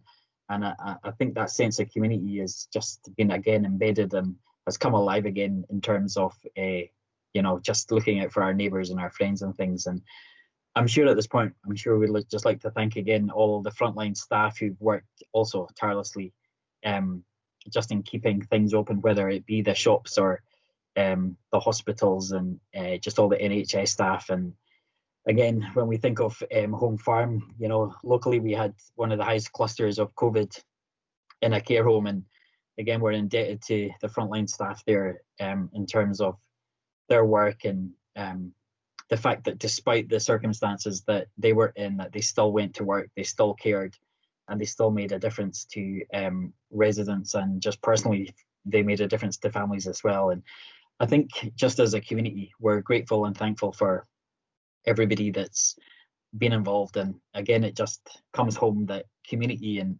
volunteering makes such a difference to people's lives in our community. So yeah, thank you. Let's go over to see if anyone's got questions or comments. Sorry. Yeah, I'm happy to come in, John. John. Yep. Yeah. Thank you, John, for that summary. I think we all agree with what you said there about how everyone's pulled together. So thanks for that. Looking at Willie's presentation first and the Humanitarian Assistance Centres, the HACs, and I think I personally would like to pay special tribute to Willie as the ward manager. And you know, I know that even speaking to staff in Highland and other departments within council, how easy they found working with Willie and the way Willie coordinated, and he gives so much to getting the HACs up and running. So that's a personal tribute to Willie. I think the point that Willie made about the importance of partnership working and problem solving, because our problem solving had to be about our community, I think that was really, really important. And I think we've created a strong agenda and a model for going forward. and as Willie also pointed out, given the fact that £10 million has come to Skye and Lachars from business grants and business support, while it creates an anxiety about the sustainability and how dependent we are on tourism, it also shows that the council were very responsive to recognising what was going on in our area. So in terms of Willie's presentation, my question would be round about the contingency planning, Willie, and everyone suspects there may be another spike. So it's how quickly do you think that we can set up and get things moving again, given the good experience or the positive experiences we've had? So that's the question I've got for Willie. In terms of Stuart, Communities Fund, again, 165,000 came to our area. And I think a particular success has been the food provision agenda and the provision of freezers. And I think what's really important here that this gives us a resource that can be used in the future, COVID and non-COVID related. So again, I suppose the question I've got for you, Stuart, is round about that sustainability. You mentioned that funds will go on until the end of September, but there is a concern that maybe the winter might be the most trying time we're going to have. If there's a return of spikes, employment, again, even tourism employment, where people have getting a short season, and then in the winter they might not have that option. So it's really what you're thinking is, Stuart, around about the sustainability of support. Do you think there'll be funding streams? And do you think our experiences, a bit like Willie's, have prepared us for the winter ahead? And finally, Joe, thank you for your contribution, and really interesting to hear the number of third sector organisations and how some have modified, some have stopped. And it's quite a high percentage that haven't been able to continue as normal. The whole community group side of things, and I think it's really, really important to pay tribute to every community across Skye, because I think in every community we've had people step up to the mark. But you mentioned, the whole issue going forward around about digital support. We're now living in a different world in terms of everything we do. So one question I have maybe, Joe, is what do we actually need in terms of additional digital support in our area? The whole winter question maybe again, how prepared do you think we are for winter? And the last question is, you mentioned that for volunteer-run organisations, purely volunteers, to get up and recover and run as before hasn't been so easy. So how can all the agencies, how do you think that we can all support that?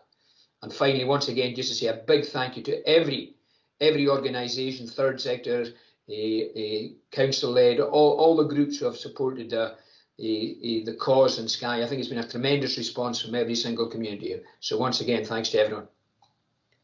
Thank you, John. Do you want to come in? Yeah, you come in first, Willie. Yeah, thanks, John. It was just in terms of the setting up the local community hubs that I don't think it would be too difficult to do that. It's not officially closed. It's still running at the moment, albeit on a kind of skeleton staff. And we are working with Highland at the moment to see how we can, make sure that the support is there kind of longer term. Early days yet for that, but we're in discussions with them, and I'll be meeting with Joe later on this week to further that conversation as well. I think the concerns will maybe round out more about depending on what, or if there was another form of lockdown, what that would be, because we used the school during that period, but the school was closed. So I suppose it would depend on whether it was a complete shutdown, if the schools were open or not. At the moment, we're currently using Skye, but again, it would come down to what capacity there is in terms of what use is still going to be there for that. And then again, in terms of the food supplies, we were very fortunate with all the food that we had available to us to distribute, and supported by the community groups with that. And I suppose that ties into the future funding. If that's there longer term or not would be determined what we've got in the way of resources. Maybe pass that on to Stuart in terms of funding.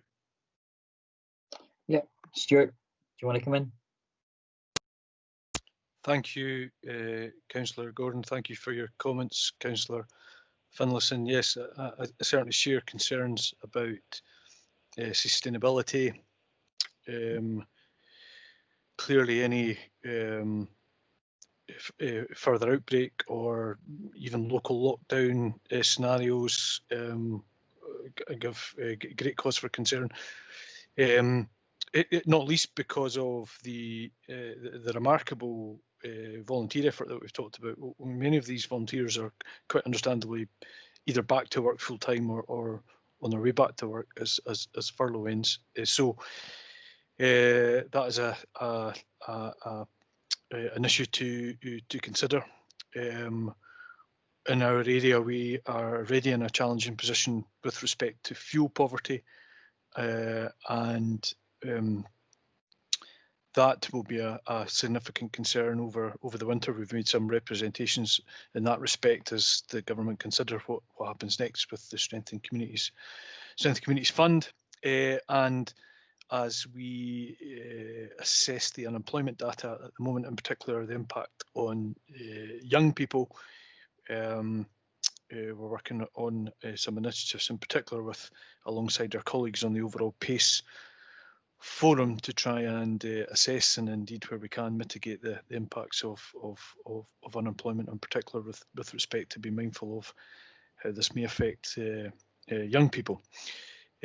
Clearly, we await with interest the announcement of the programme for government. I think that is tomorrow that has been announced.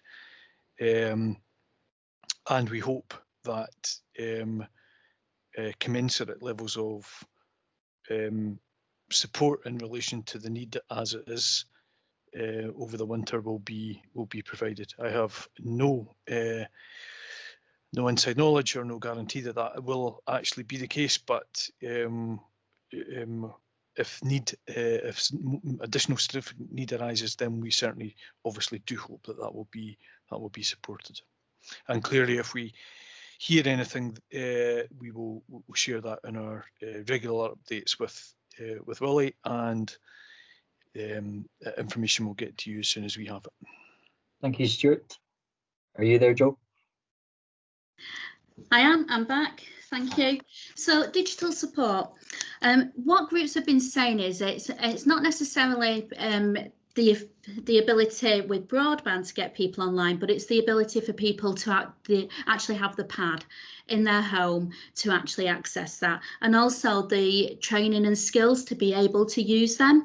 We have been working with AbilityNet, who provide one-to-one training, and they're a really good organisation and will actually talk to people on the phone using the internet to train them through that. And then they used to do volunteers to go to people's houses as well, but not so now.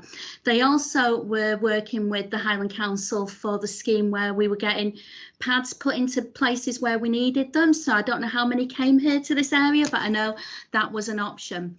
The other thing is, I think, we're looking at the digital. Some families only have maybe one PC, one tablet, and you're expecting multiple children to be able to access it to do their online learning. I think that's something that needs to be looked at if we go back to that lockdown with the schools.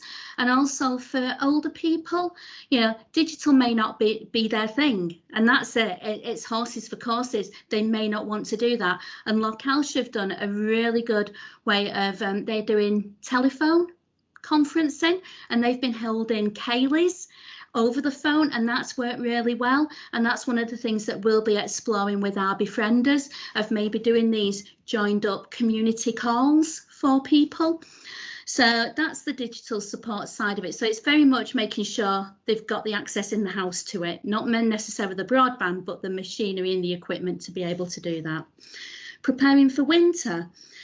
I think one of the things that we could do coming out of it in each of our local communities, and I don't know how many have this, is we've had a huge volunteer effort and a huge community movement. And the example I'm going to use is Kilmuir Development Trust and Community Council. They've got an emergency response plan that we've got first aid packs, and it says, and it's like a pyramid. One person phones there, two people, and everyone phones, and everyone makes sure the community is safe.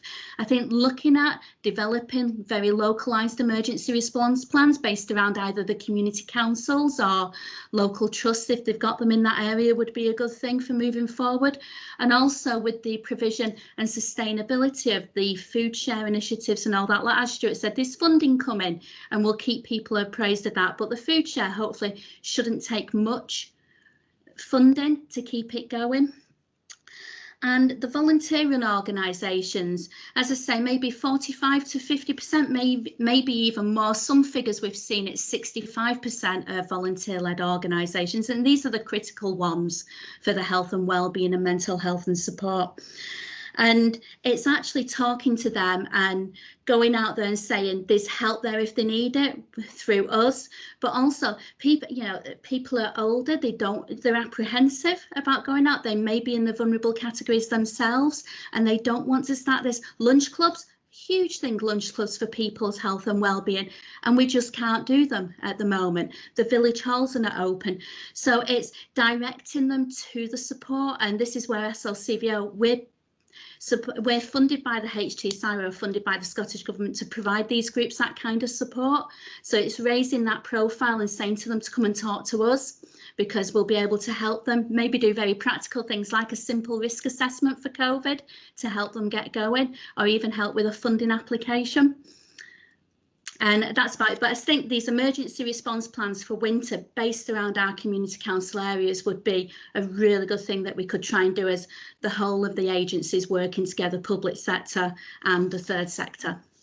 Yeah, and actually, just to say, Connecting Scotland, I've just got an email through about their initiative. So maybe there's good stuff happening as we speak. Yeah, thanks for that, Joe. Any other questions or comments? Callum, Monroe? Thank you, John. I think this part of today's area committee, it's two aspects. One of it's really, really positive, what's been achieved, and yourself, Councillor Gordon, Councillor Finlayson, you know, showed your appreciation and recognition of what's been done in our communities, Skye and Raasay wide. Quite something, and I think something good has come out of this really, really difficult time. I think I would like to commend especially Willie, like John, Councillor Finlayson said, for the way he's run the local hub. I know that we've met every week since March as elected members, and we never at any stage had any concern. We just saw Willie just running, arranging, managing that hub, and it's done a really important piece of work, and it's there, it's ticking over in the background if need be. Stuart too, it was your contribution over the last few months. It's been good to engage with you, and I think it's really important going forward that we do that and share information about what we're seeing both on the ground and coming from government as well. And I think we did well in this ward and making sure there were no gaps. It's important we keep doing that. And Joe, too, for your thank you for your contribution over the last few months. What the voluntary sector has done has been quite remarkable, but it required coordination, required people to maybe analyse, step back, to organise, and I think your focus on these organisations without staff in the weeks and months ahead is really important, because they do need the support. A lot of the volunteers are now refocusing on their own businesses, their own jobs, and these local groups are so important, and things aren't the same, so we need to support them. So thank you all. It's been a really good and uplifting section. Thank you. Thanks, Callum. Callum MacLeod.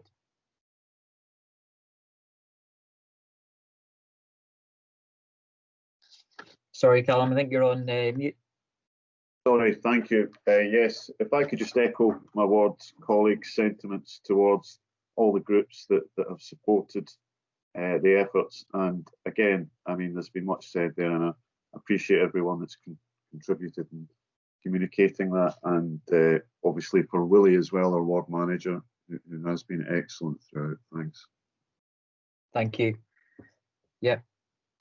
Yeah, thanks to the three of you, and again, for all the work that you have done. It's just been quite phenomenal. So yeah, thanks for presenting today as well.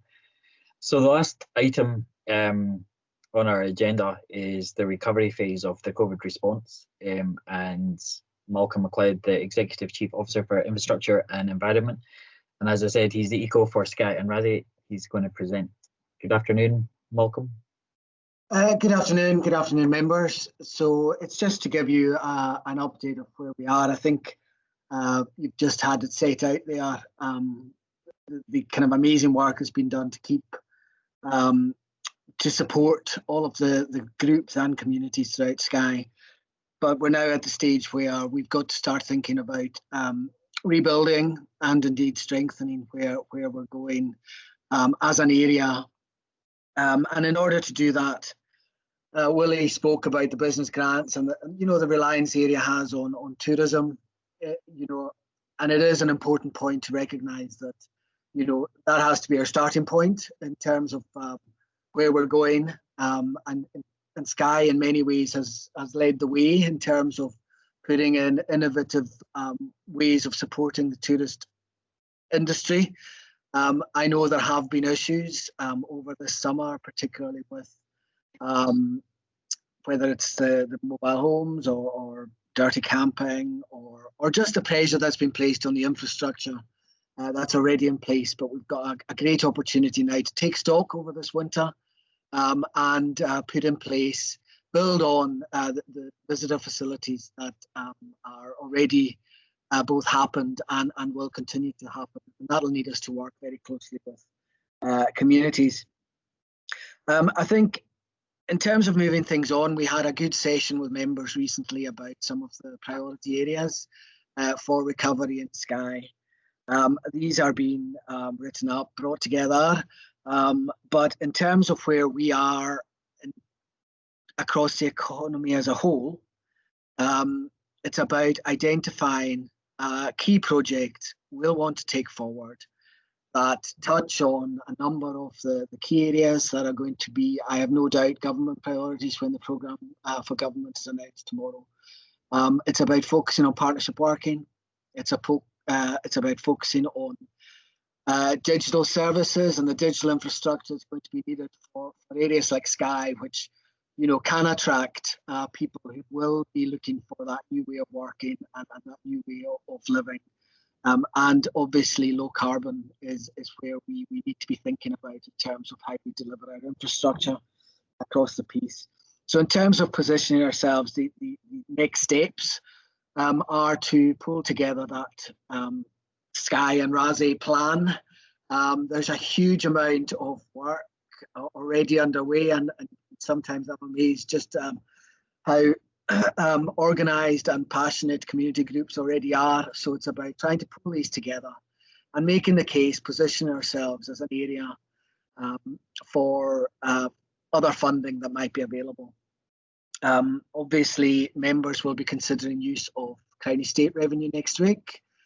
And again, that's an area that might start to help that early, short-term promotion of economic recovery on top of a lot of the other funding that's been made available.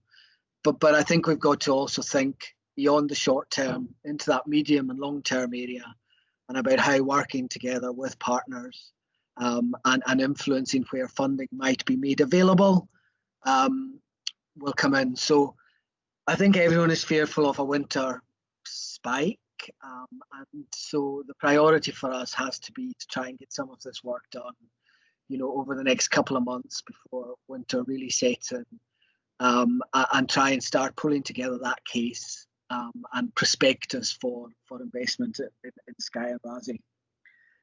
So hopefully, Chair, that gives you a kind of brief overview of the work we're doing, but we're absolutely geared up to work with Stuart and HIE, to work with national groups. We want to discuss with Scottish Futures Trust and Architecture Design Scotland, doing something specific for Skye, and get back to where we were in March before all this started, which was to try and get some coordinated programme of action for the area.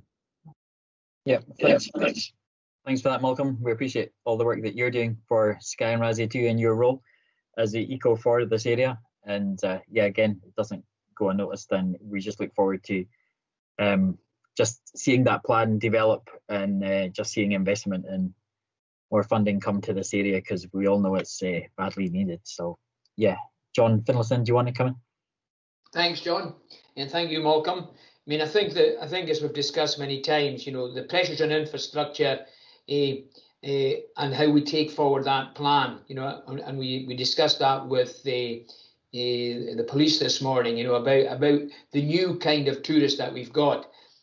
So very clearly, while we've got a list of key projects, and you're heavily involved in discussing and prioritising these with us, I think there needs to be a new Highland Council agenda in terms of the services and how we support services, things like toilets, etc., which at one time maybe we were looking to maybe not have so many. Clearly the agenda now is we actually need more. We need more of different kinds of infrastructure.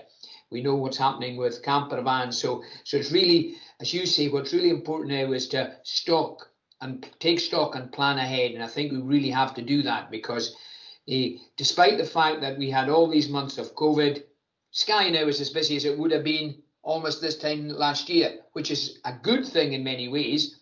But because all our facilities and all our campsites and everything aren't fully open, it's putting added pressure. So we need to take account of that, and we need to look at all the pressures that we had previously, but also be looking at, well, what has this period taught us in terms of additional pressures that we need to support? The Skye Raasay plan, absolute essential, and I think as we've worked on, we've got all of these projects, we've got all of these groups. But it's not just round about tourism. We need to be looking at, the plan needs to be taking consideration of others, those who aren't involved in the tourism industry, the day-to-day life of other residents, and the importance of what communities think. Some communities are really forward-thinking and they want additional resources and facilities. Others would rather maybe just do it at a different pace because they've got other priorities they want to develop. So I think we need to do that. But I think the biggest thing of all is this partnership working that we're developing, really, really important. A lot of the stuff that we're doing here at the Stord and the Curang and the Fairy Glen, they are all built on the principle of income generation. So that we believe strongly that we can afford to do so much more, because the income generation potential here is huge. And, you know, quite often people say, how can you afford that? We absolutely can afford it, because we've got places here that people want to come to. The more we improve infrastructure, the more people are going to come, and the more we're going to be able to manage them better. So I think we need to continue to be adventurous, we need to be ambitious, and we need to point out that we will be able to pay for things, because we have got a place that people want to come to, and that will raise income and that will improve resources. So that's my soapbox for the day, Malcolm. Thank you, John. Any other questions or comments?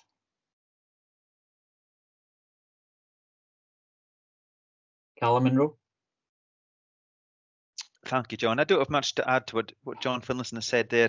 I just think perhaps we can look back now and see, in the past there's been false economies, scrimping here, shrimping there, and we are where we are perhaps because of that. And it's not a blame game. It's just, I think we've shown we're willing to look at partnership working. The need for digital infrastructure is clear.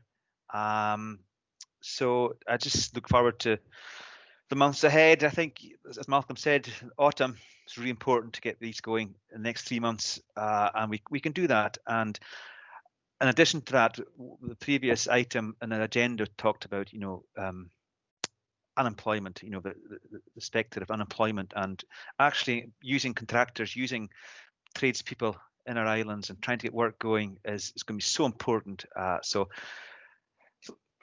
challenging times, but I think we've got a lot to be, to take forward. And I think thankfully we're not unprepared, with lots of preparation. And so well done, Malcolm, and your team.